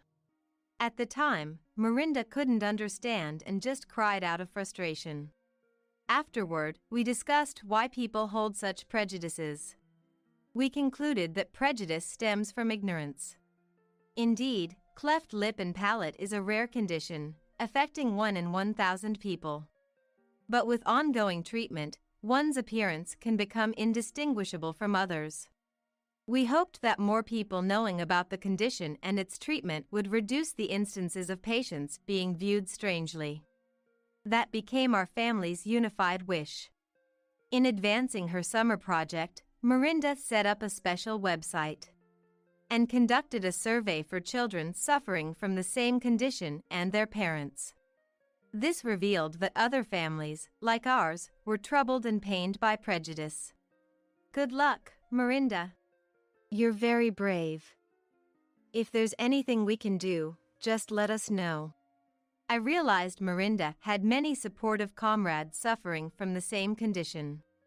Mom, thank you for giving birth to me. Thank you for raising me. Because you supported me, I was able to get this far. Mirinda whispered, looking at the photo. The hard worker is you, I replied. Mirinda had undergone numerous surgeries since she was very young.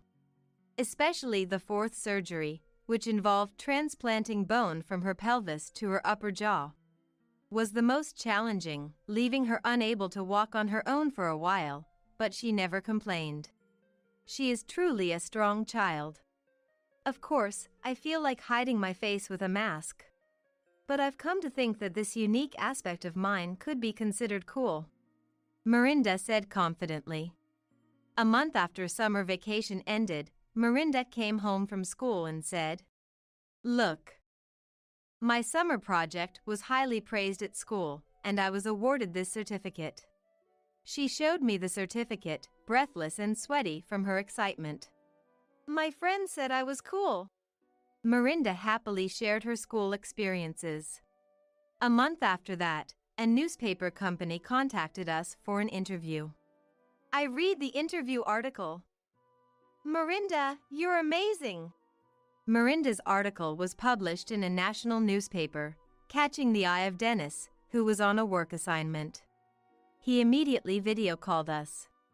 If you were going to be published, you could have told me. I was just reading the newspaper when suddenly I see Mirinda's face all over it. And I spit out the coffee I was drinking from surprise. It wouldn't have been fun if I told you beforehand. I wanted to see your reaction without saying anything first. So, I fell for the surprise, huh? Dennis laughed heartily over the video call.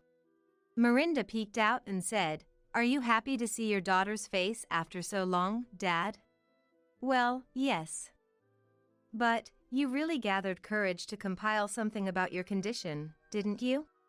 Then, Mirinda's smile faded, and she answered seriously. I presented it because I wanted to reduce the number of people who, like Aunt, say hurtful things out of ignorance about diseases and disabilities. Ensley? Did she say something to you? We revealed the hurtful things Ensley had said to Mirinda during her summer visit. That girl. Dennis sighed. I'll give her a piece of my mind. The next day, we received a call from Mael. I read Mirinda's article. It's amazing, Mirinda. But I heard Ensley said terrible things. Dennis called me yesterday, and I was shocked. Luke is furious. He's been saying he won't forgive Ensley since yesterday. I'm worried his blood pressure might go up. But Ensley really is trouble.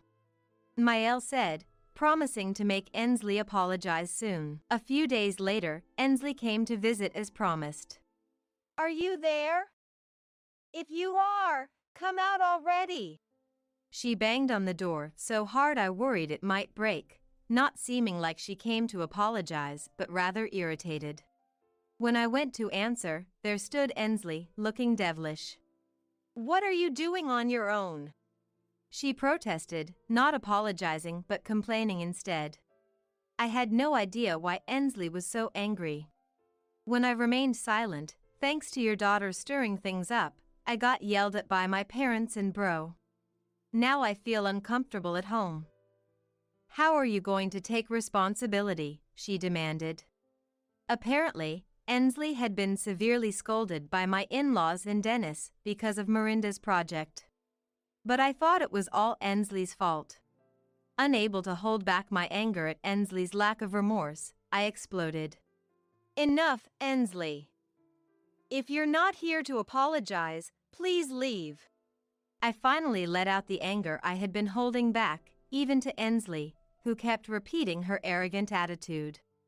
For the first time, I openly protested, leaving Ensley momentarily taken aback. Whether you're my husband's sister or whoever, anyone who hurts my precious daughter is not family. Don't come to our house again. You're nothing but trouble. What? Getting angry all of a sudden? Silly. Even though I came to apologize, you're kicking me out. Fine then. I'll tell the family you're a stubborn DIL. Just remember that. Mirinda interjected while listening beside me. Aunt. I'm recording our conversation, so lying is useless. It'll be found out soon anyway. She said, admonishing Ensley like a child who won't listen. Oh well. I guess I'll forgive you just for today then. With those final words, Ensley left with a pale face. Ah, that feels so much better. Now in 5th grade, Mirinda seems more mature than ever to me. She never used to complain, not because she didn't want to but because she didn't want to worry us. But now, it's different. Mirinda isn't holding back tears anymore. She doesn't even feel the need to cry because she's become so strong and resilient. Looking at Miranda's serene profile, I couldn't help but feel a bit reflective. Maybe I've been too worried about her. With the sole intention of not letting her feel lonely, I quit my job to always be there for her. But it seems Miranda is fine now. Without me realizing, she has grown up and surrounded herself with many strong allies. Lately, she's been bringing school friends home more frequently. What? Is there something on my face? Miranda noticed my gaze and looked at me questioningly. Yes, lots of happiness. What? That makes no sense. Laughing at my response, Miranda seemed amused. Feeling her growth, I decided to rejoin the workforce at an apparel company I had been invited to rejoin. Eleanor, I read the newspaper. Miranda did great, didn't she? Every time my coworkers mentioned it, I calmly responded, she probably doesn't think she did anything extraordinary. She just presented her life as it is.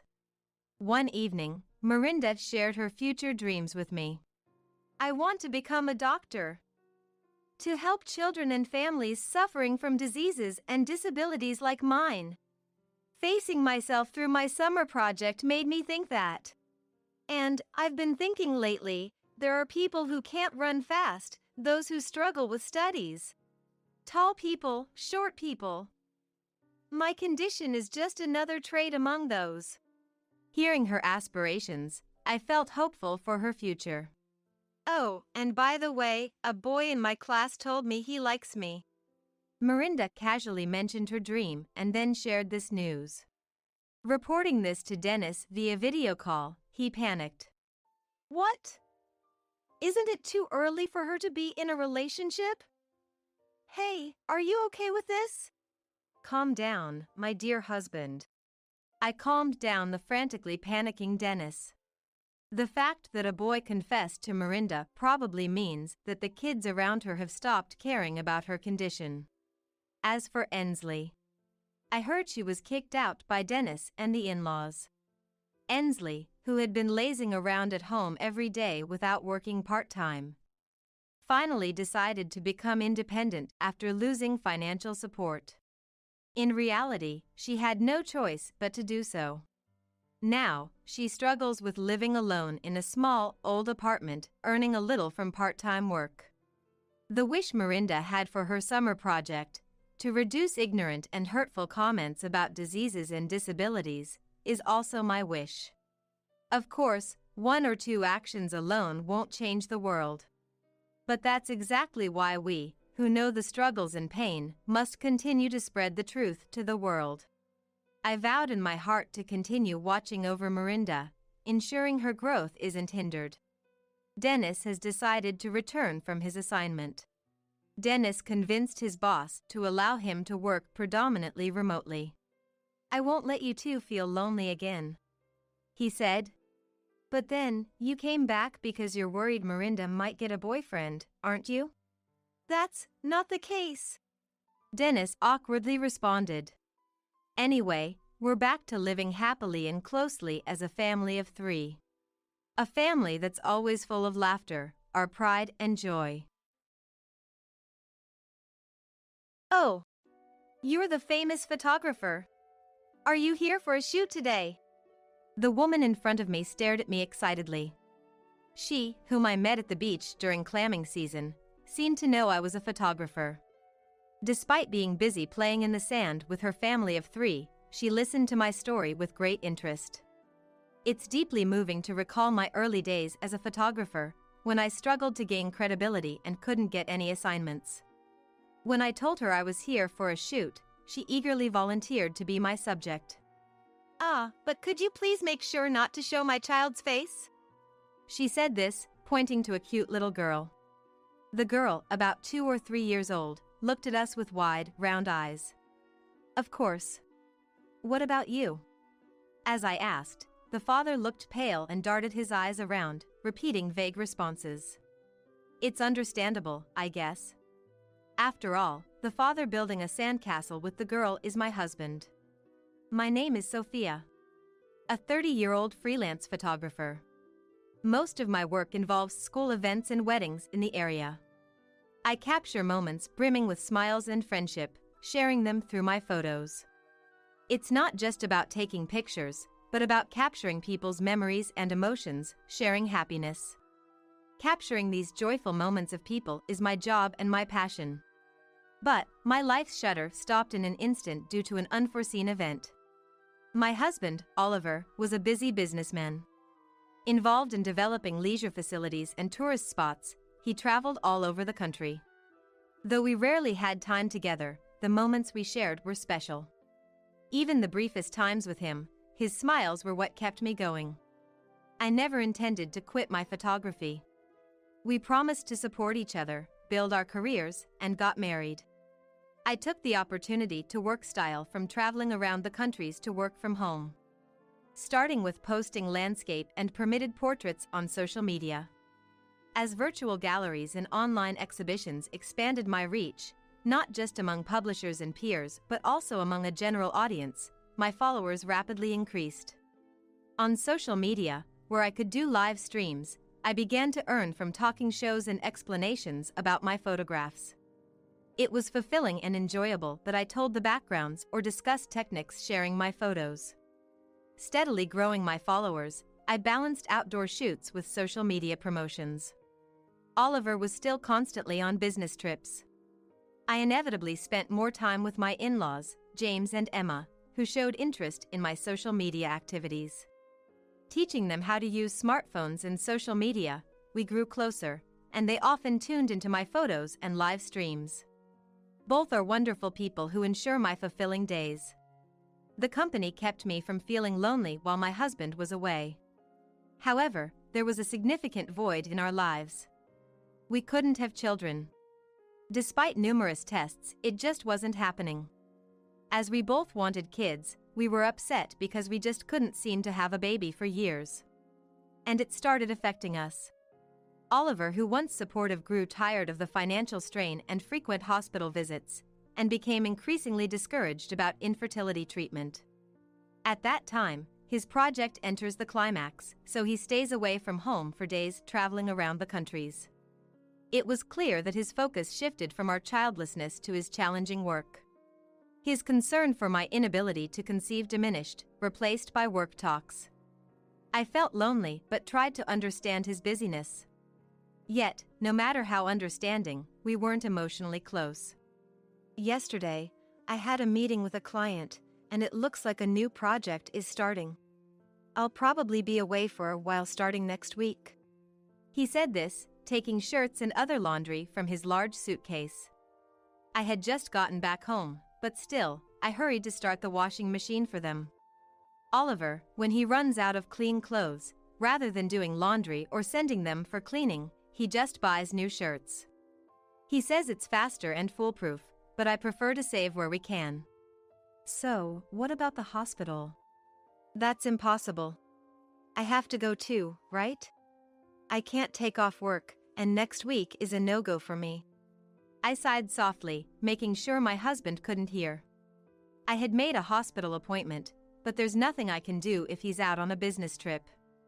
It would be inconvenient for his company, and I was happy that his hard work was being recognized. I didn't want to be a nuisance. Well, but I'm busy too, and it's tough. You also out working on a shoot, right? Let's both keep up the hard work. Yeah. Take care of yourself too, Oliver. I was dismissed so easily, yet I didn't speak my mind. Maybe he doesn't want kids anymore. But I'm too scared to ask if that's really the case. Should I just accept it quietly, or should I bring it up, even if it's roundabout? I'm torn. I'm good at capturing people's joy and sorrow through my camera. But now, I'm just going through the days, not even aware of my own feelings. I feel like I'm getting trapped inside the frames of my photos. Then, one day, a well-textured white envelope arrived at our house, with a logo of a famous resort company on it. It didn't seem like just another piece of direct mail, so I hurriedly opened it. Inside was a voucher for a stay at a luxury hotel by the sea. And it appeared to be for 3 people. Why was this sent to us? With a sense of foreboding, I quickly went to my husband. "Oliver, this came in the mail. Do you know anything about it?" Of course, I wasn't accusing him from the start. I made sure to ask in a way that didn't sound confrontational, just casual. He stopped reading his newspaper and looked at me. His expression was blank, but his eyes narrowed slightly, almost glaring. I'd never been looked at like that before, and I couldn't hide the chill in my heart. "Oh, that. A colleague couldn't make it, so it was booked in my name. It's nothing weird, so give it back." He reached for it. Without saying a word, I handed over the envelope and tickets. Oliver snatched them from me. But when he saw the name on it, he looked back at me, clearly annoyed this time. "This is addressed to me, right? Don't open my mail without asking." I was taken aback and quickly apologized. But with my husband in sales, various DMs arrive. I've been disposing of the ones that come home without much thought, so I was surprised at his reaction. "I'm sorry. I didn't know if it was direct mail, just wanted to check. I'm here today, you could have just asked me." He took the envelope to his room, and I couldn't ask any more about the tickets. I wasn't fully convinced why he had to book tickets for his colleague, but I had no choice but to accept his explanation. But then, not even half a month later, something else happened. It was May, approaching our wedding anniversary. We were supposed to gather at the in-laws' house, but he suddenly announced a long business trip. At first, I was speechless and confused. A business trip? On our wedding anniversary? In my job, I often get requests for family portraits or landscape photography. But I had plans, so I had taken the day off. Normally, a regular company, including Oliver's, would be off on Memorial Day. At least, his company should be closed as usual. He shrugged his shoulders lightly and forced a smile. "It was a sudden decision, had to be done. I can't help but work through the holiday, so please go to the gathering for me." I know he's proud of his job and has been serious about his career since before we got married. But gradually, I find myself less convinced by his reasons for work and business trips in those casual moments. In the end, he just pulls along his favorite suitcase and leaves for work. Although they were angry at his attitude, because his call was so late that it was close to our wedding anniversary, they tried to make me comfortable. "Sorry for making you free up your schedule in vain. I'll give Oliver a strict talking to next time I see him." Emma said that, but all I could do was give a wry smile. Originally, we were supposed to stay a few days after getting together. Oliver was the only child for them. I was told it would be sad if I left early, so I decided to stay a few days after our wedding anniversary as planned. I brought my camera and took pictures of them doing housework and everyday life, and scenes I usually don't focus on. I spent time thinking about shooting plans, but part of me felt the void of Oliver's absence. For work and a change of pace, I decided to visit the coast one station away. Around Memorial Day, the beach is busy with people clam digging and families enjoying their time. Some opened colorful beach umbrellas, enjoying walks and sunbathing. I walked along the beach with my camera around my neck. Suddenly, I stopped, noticing a family building a sandcastle. I paused at a familiar voice. I was glad I wasn't holding the camera in my hand. I thought that right in front of that scene, I wouldn't have been able to keep from dropping something. There was Oliver, with a young woman and a toddler, surrounding a sandcastle.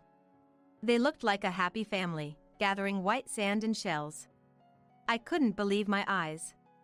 But then, the hotel tickets that arrived home, his frequent long business trips, his indifference, all came back to me. It would have been an ideal family scene for a photo shoot if it were a work assignment. But I couldn't believe my own husband was in it. The toddler, maybe 2 or 3 years old, seemed to match the time when I felt Oliver drifting away. He already had another family. Whether his real child or not, my intuition as a wife told me there was a blood connection. I felt like a glass frame in my heart was shattering. The photo inside that frame was supposed to be full of our happy smiles. I decided to speak up. Not to Oliver, but to the woman playing with the toddler. The woman, wearing a large straw hat, looked surprised as I suddenly spoke to her. I managed to smile and apologized for the abruptness. Then I pulled out my business card, explaining I'm a freelance photographer. My card only had my professional name, but also included my social media contact details. The woman looked interestedly at the card, then started searching for me on her mobile phone. Meanwhile, Oliver, fully aware of me, stared frozen at a point on the sand. Would you mind if I take a photo of your family? I sometimes do live streams showing photography tips. What? Sophia, I know you. I follow you. You post tips for mobile photography, right? She was excited, unaware of my situation, happy to be approached by a minor celebrity on social media. I was surprised she was a follower, but her enthusiasm seemed to extend to agreeing to a live stream as well. When I boldly invited her, she was all in before I could finish. Of course! Exclaimed, overjoyed. I felt guilty for deceiving, but my goal was to somehow document the other family Oliver had. Can you teach me some photography tricks for mothers? Oliver, you're okay with that, right? Oliver, caught off guard, was in a panic. I could tell he was desperately trying to avoid looking at me and thinking of an excuse. Maybe we shouldn't, show faces. I do model for brochures, Oh, could you make sure not to include the child? Later I learned that the other woman, Amelia, was a model he met through his company's PR work. Of course, I agreed, carefully adjusting the mobile phone camera to keep the child out of the frame. I set up for immediate streaming and started a live broadcast under the guise of teaching Mother Amelia. With the child out of the picture, Oliver, who was attending to her, became the center of the screen. His strange smile was interpreted positively by viewers, quickly spreading as him being cute but nervous. After the live stream, I thanked them and left. But it wasn't long before Oliver chased after me and stopped me. He had left Amelia and the child behind. I just asked him, "What are you thinking?" But he just stood there, sullenly silent. Probably, being with Amelia was awkward, so he ran to me. What did he intend by stopping me? Finally, he spoke. "Sophia, please understand. How can I understand without a proper explanation? Well, I can guess after seeing. But I had no choice. I had a child with her before we had one. It's fine. Amelia's family is wealthy, and she said she doesn't need to marry me." Oliver finally confessed the truth, defiantly. I couldn't believe a young woman who got pregnant would say something so convenient. Probably, she knew he was married. "I wanted a child. But you couldn't have one. She is nice and honest, and the child is adorable, looks just like her. But that doesn't mean I've come to dislike you or hate living with you." His words were incoherent, leaving me at a loss. He seemed to argue for maintaining the status quo. "I won't trouble you. This situation is perfect for me. Isn't this good enough?" As if that's an excuse. I should have argued back. But I was so overwhelmed with pain, I lost my voice. My husband, seeing me silent, sighed as if he had convinced me, and was about to leave. But then, unexpectedly, two people arrived. It was James and Emma. "Oliver, who is that woman and child?" James, red-faced, shouted. Oliver was shocked by the sudden appearance of his parents. "What? Why? I saw it on the live stream notification. Who is this long business trip with? Skipping home visits, with an unknown woman, and even a child." Before James could stop her, Emma stepped between Oliver and me, protecting me, sharply addressing Oliver. I was also shocked. They had seen the live stream on social media and realized something terrible was happening. Shocked by the sight of Oliver appearing as a couple with an unknown woman, they rushed over. Confronted by his parents, he ended up confessing everything about his relationship with Amelia and their child. Such a disgrace to the family. He was struck by a strong slap from Emma, who was rendered speechless. James glared at him with an expression so terrifying that I thought he would have punched him if not for the slap. They left Oliver behind and took me to their car. Following their apologies and strong recommendation, I decided to divorce. After exposing Oliver and his affair with Amelia and securing compensation from them, things settled down for a while. However, as the divorce proceedings and investigations went on, various truths came to light. Firstly, Amelia truly knew Oliver was married. Given her willingness to have a child without marriage, it seemed she had prepared herself to some extent for a relationship with a married man. She had tried to keep the issue under wraps not just for money, but probably to keep Oliver around as long as possible. Upon realizing this, she became outraged and blocked all my social media accounts. Not only that, she started posting recklessly on various platforms, inadvertently revealing herself as the other woman, which only garnered sympathy for me. Her relationship with a married man caused trouble in her family home. Being driven out and nearly losing her home, she brazenly tried to live in my former in-laws' house. Naturally, they firmly refused to let her set foot on their property. Next, Oliver's secrets began to unravel. During the compensation claim investigation, numerous women and men connected to him came forward. It turned out he had repeated affairs during his business trips, with several partners over multiple occasions. Some of these affairs involved women who were engaged or married. I decided to send the data from the infamous live stream. A little investigation would reveal that I, the legitimate wife, was the streamer, and the people on camera were Oliver's mistress and their child. As a result, women who were deceived into thinking he was single and husbands whose wives were taken from them became angry and sued Oliver.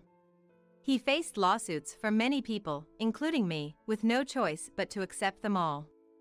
As the truth about my husband continued to emerge, Amelia fled with her child. Probably fed up, she chose to escape from her relationship with him.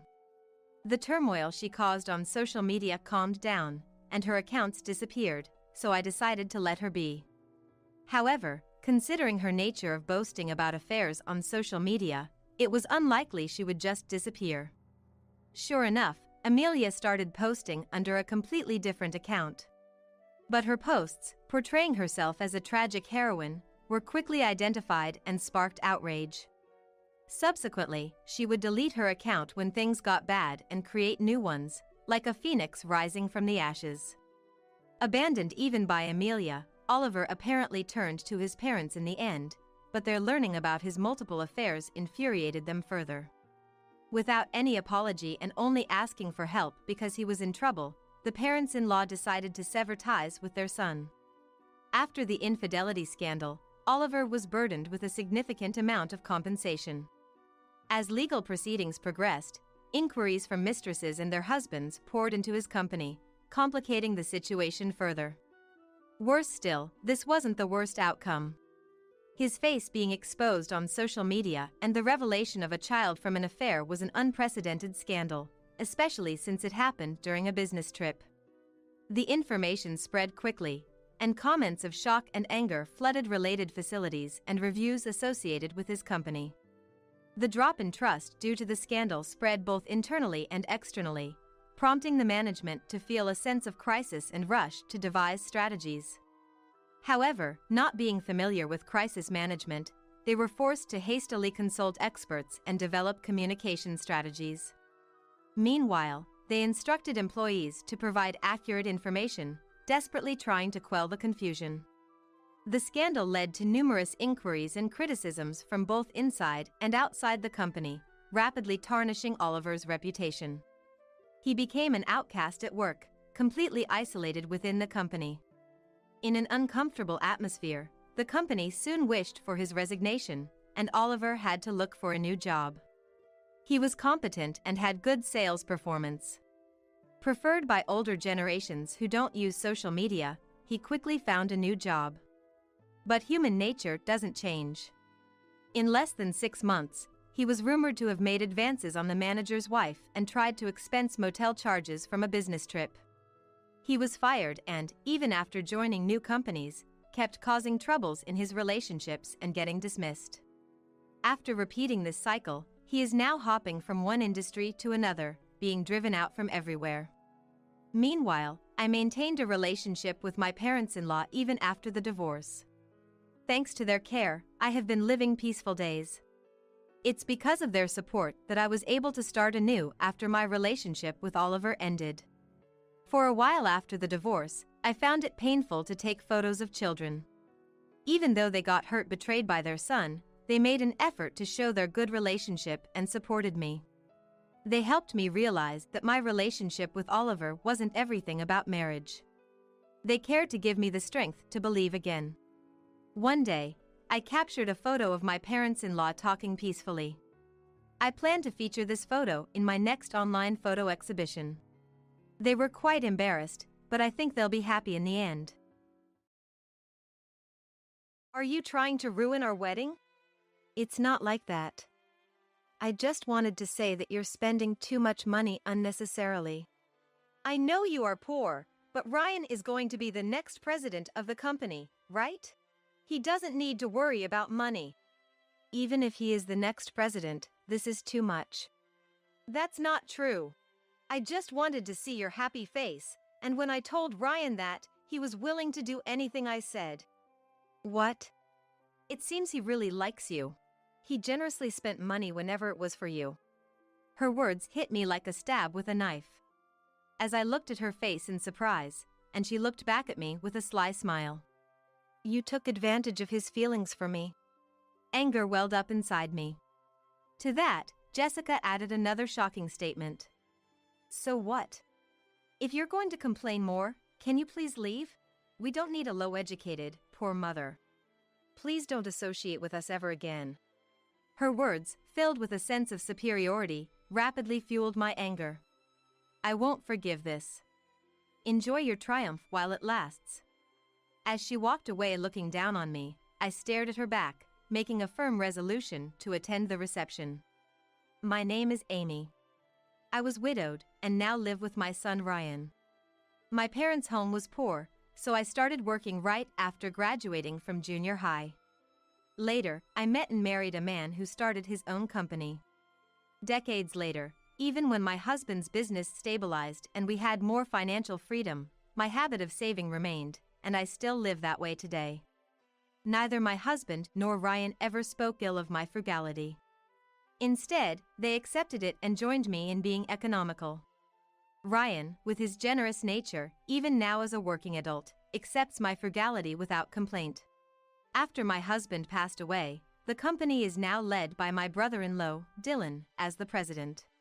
Ryan works there and is a candidate for the next president.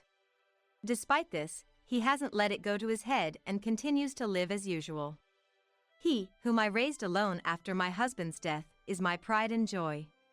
Sometimes I worry that he's too considerate and putting himself under strain, but his kindness is also something I'm proud of. Since working for the company, he has become even more independent, and recently he has become a very reliable man. So, when he told me he had a girlfriend, I felt a bit lonely, but I was happy enough to genuinely wish them well. She was introduced to me by a friend, and she's really a great person. He spoke with joy, and I smiled back. I want to start a family soon to give Mom peace of mind. That's why I'm thinking about marrying my girlfriend. Oh, thank you. But you haven't been together that long, right? Don't rush into marriage just because you're worried about me. It's your life, Ryan. Make sure you make the decision for yourself. It's heartwarming to know he cares about me. But I didn't want him to choose his life partner just to reassure his mother. However, knowing that he has a girlfriend, seeing how happy he is, and above all, realizing how much he thinks of me, warms my heart. I thought to myself how lucky I am to have him. 6 months after hearing about his girlfriend, they seemed really serious about marriage, and he said she would be coming to our house. Though he had spoken about his girlfriend Jessica before, this would be my first time meeting her. I was looking forward to meeting Jessica, who might become his wife. Amy, is it true you didn't go to college? And yet you managed to raise such a fine child as Ryan. This was said by Jessica after we introduced ourselves and chatted a bit, while Ryan had stepped away from the table. She looked at me with a provocative gaze. Yes. He has really grown up to be a fine young man. I barely managed to reply, but I couldn't shake off the feeling of discomfort from her words. Though she seemed to be praising him, I felt there was a mocking tone towards me. Fine, huh? You don't hold back on the praise. Usually, people are more modest. Oh, maybe you don't know these common social norms, not having gone to college. What? Sorry, I was just wondering. It's really amazing, though. Raising a child in a fatherless home, I could never do that. Her words said one thing, but her mouth was slightly smirking. What were you two talking about? When he returned and asked, she promptly replied. We were just talking about how amazing Amy is for raising such a wonderful person like you. I really respect Amy. She said this with a smile at me. But I felt a thorn in her words and couldn't help feeling uneasy. That's right. He is going to be the next president, isn't he? The conversation shifted to the future of the two of them, and inevitably to his upcoming promotion. Jessica seemed captivated by the idea of he becoming the next president. In contrast, he responded calmly. It's just because my uncle is the president, and that's what people say. I'm still inexperienced and need to study and grow more. It's Dad's company, so I can't take over halfway and let it fail. What? But you'll become the president eventually, right? She asked, a bit flustered. I'll work hard to make that happen. He replied with a smile, but she seemed somewhat unsatisfied. Before talking about being president, I need to get promoted first. The responsibilities vary with each position, and I need to understand those roles too. When I gave this advice, he nodded firmly. Her eyes sparkled again. When you get promoted, your salary will increase, right? Since you're talked about as the next president, I guess your income will keep getting better. Her interest seemed piqued by words like next president and salary. The discomfort I felt towards her remained even after she left. Hey, I hate to say this, but do you think Jessica is marrying you for your money? She seemed really interested in your salary and the talk of you becoming the next president. I couldn't help but ask him. It's his life and his family. I may not have a right to interfere, but I couldn't stay silent, considering his happiness. But Ryan denied it. I don't think so. She is concerned about money because she plans to manage our finances after we get married. Finances are important in marriage. Oh, so you two have talked it over. Yeah. She said she would manage our finances after we marry. She's always been responsible, so it'll be fine. If that's the case.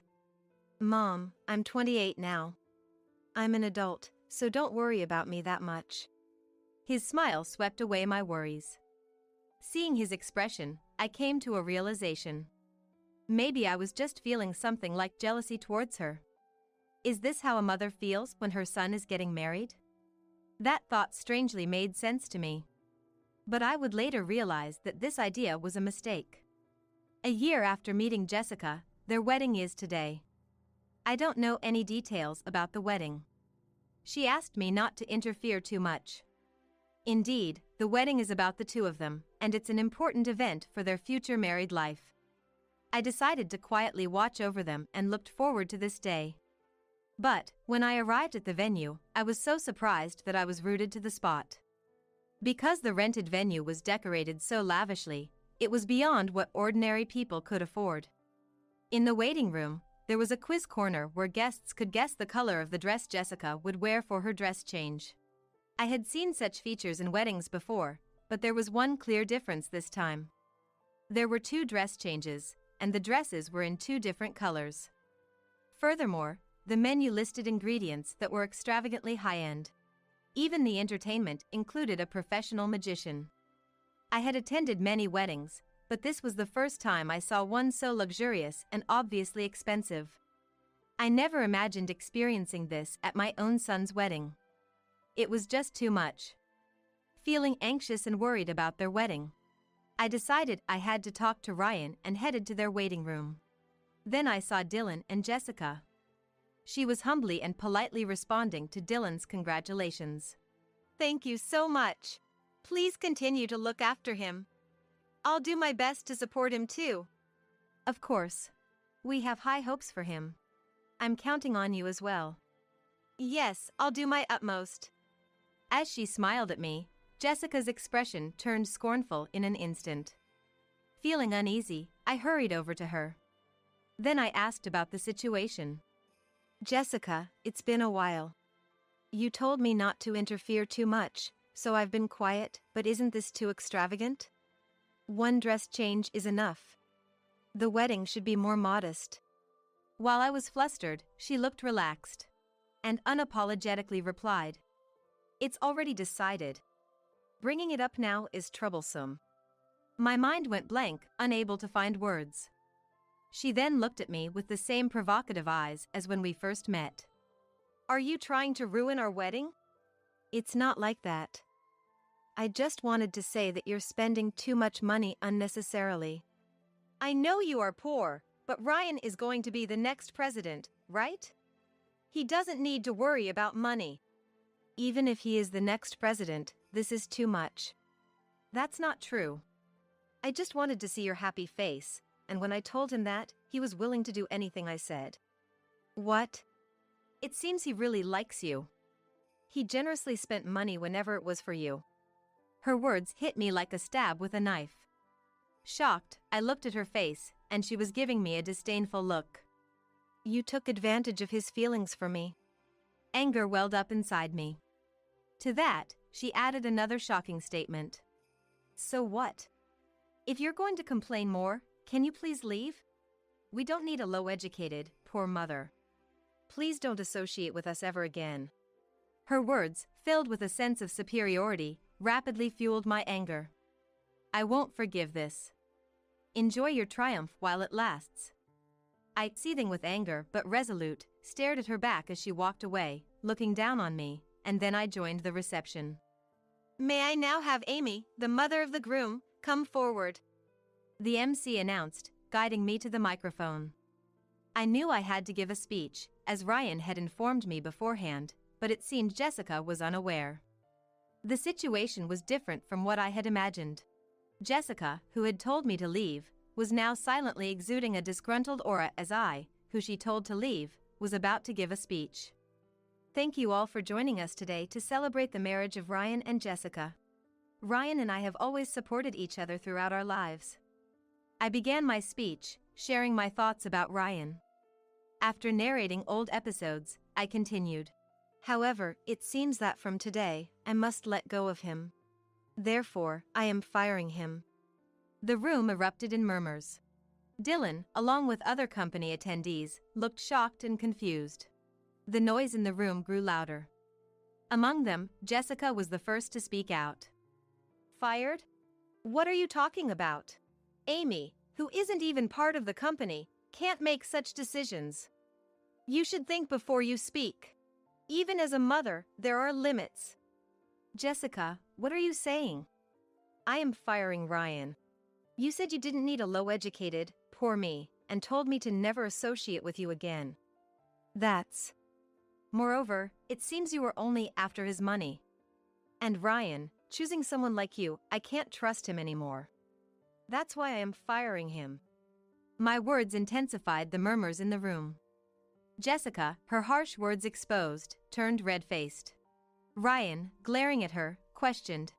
What do you mean a low-educated, poor mom is unnecessary? Did you say that to Mom? And about being after money. It's fine, isn't it? We're going to live together. We don't need your mom, who has neither education nor money. Even if she says that, she can't fire you. Mom is the chairperson of my company. What? Her face, which was red, now turned pale upon hearing his words. In a clearly panicked tone, she responded. But, you said she didn't go to college. How can someone like that be a chairperson? That's the truth. The company was started by Dad. Mom has been involved since its foundation. Now, she understands the company more than anyone and holds the real executive power. Why didn't you tell me such important things earlier? If you had, none of this would have happened. Instead of apologizing, she began blaming him. But he looked at her with disdain. I plan to tell you about the company's details eventually. But now, there's no need. The marriage is off, so there's no need to explain anymore. What? What do you mean the marriage is off? It's obvious. I can't marry you, who looks down on mom and is only after money. The wedding is cancelled. His voice carried an air of authority. Jessica, realizing the gravity of the situation, suddenly turned to me, desperately seeking support. Please forgive me, Amy. I didn't know you were the chairperson, and I was terribly rude. I won't belittle you anymore, she said, but of course, I had no intention of forgiving her. That's impossible. You mean you would have continued to belittle me if I weren't the chairperson? I can't be family with someone who can't respect others and whose hobby is squandering money. Goodbye. With that, I started to leave the venue. Following me, Dylan stood up, and then the other attendees began to prepare to leave. Wait, please don't go, everyone! She screamed, but no one even looked at her with sympathy. My relatives expressed relief that he hadn't married such a person, and Jessica's relatives looked utterly disgusted. Her friends, who had been condescending thinking she would become a CEO's wife, were also displeased with her recent attitude and quickly began to leave. Everyone left Jessica standing there, stunned. Ryan and I returned the wedding gifts, apologizing to the guests as we saw them off. After everyone had left, he muttered apologetically, "Mom, I'm sorry. I wanted to reassure you, but instead, it turned out we can't even work together anymore. That's why I told you not to worry about me so much. And about the firing, that's no longer happening." I said I couldn't trust you who choose a partner only after money. That's why I was going to fire you. But now that the marriage with Jessica is off, I won't fire you. He looked perplexed by my words. Thank you, Mom. I'll work even harder from now on. Your happiness is what matters most to me. I gently patted his back. Later, he officially broke off the engagement with Jessica, and they decided to split the wedding costs. Jessica had assumed Ryan would pay for the entire wedding and keep the gifts from her attendees for herself. Unable to pay her credit card bills for the esthetician, beauty salon, and other expenses, she ended up in debt. She, already unemployed and without money, hastily tried to marry for money again, but her next partner turned out to be a marriage scammer, further increasing her debt. Now, her whereabouts are unknown. Meanwhile, our family bond strengthened even more after this incident. Ryan seemed to respect me more than ever, now focusing on work rather than marriage to reassure me. Thanks to his dedication, the company grew even more. Recently, the president of a company we've long done business with introduced his daughter to Ryan. I've worked with his daughter a few times, and Ryan seems quite interested in this new acquaintance. It looks like a wonderful meeting for him, who has now fully grown into a fine man, and I'm excited for him.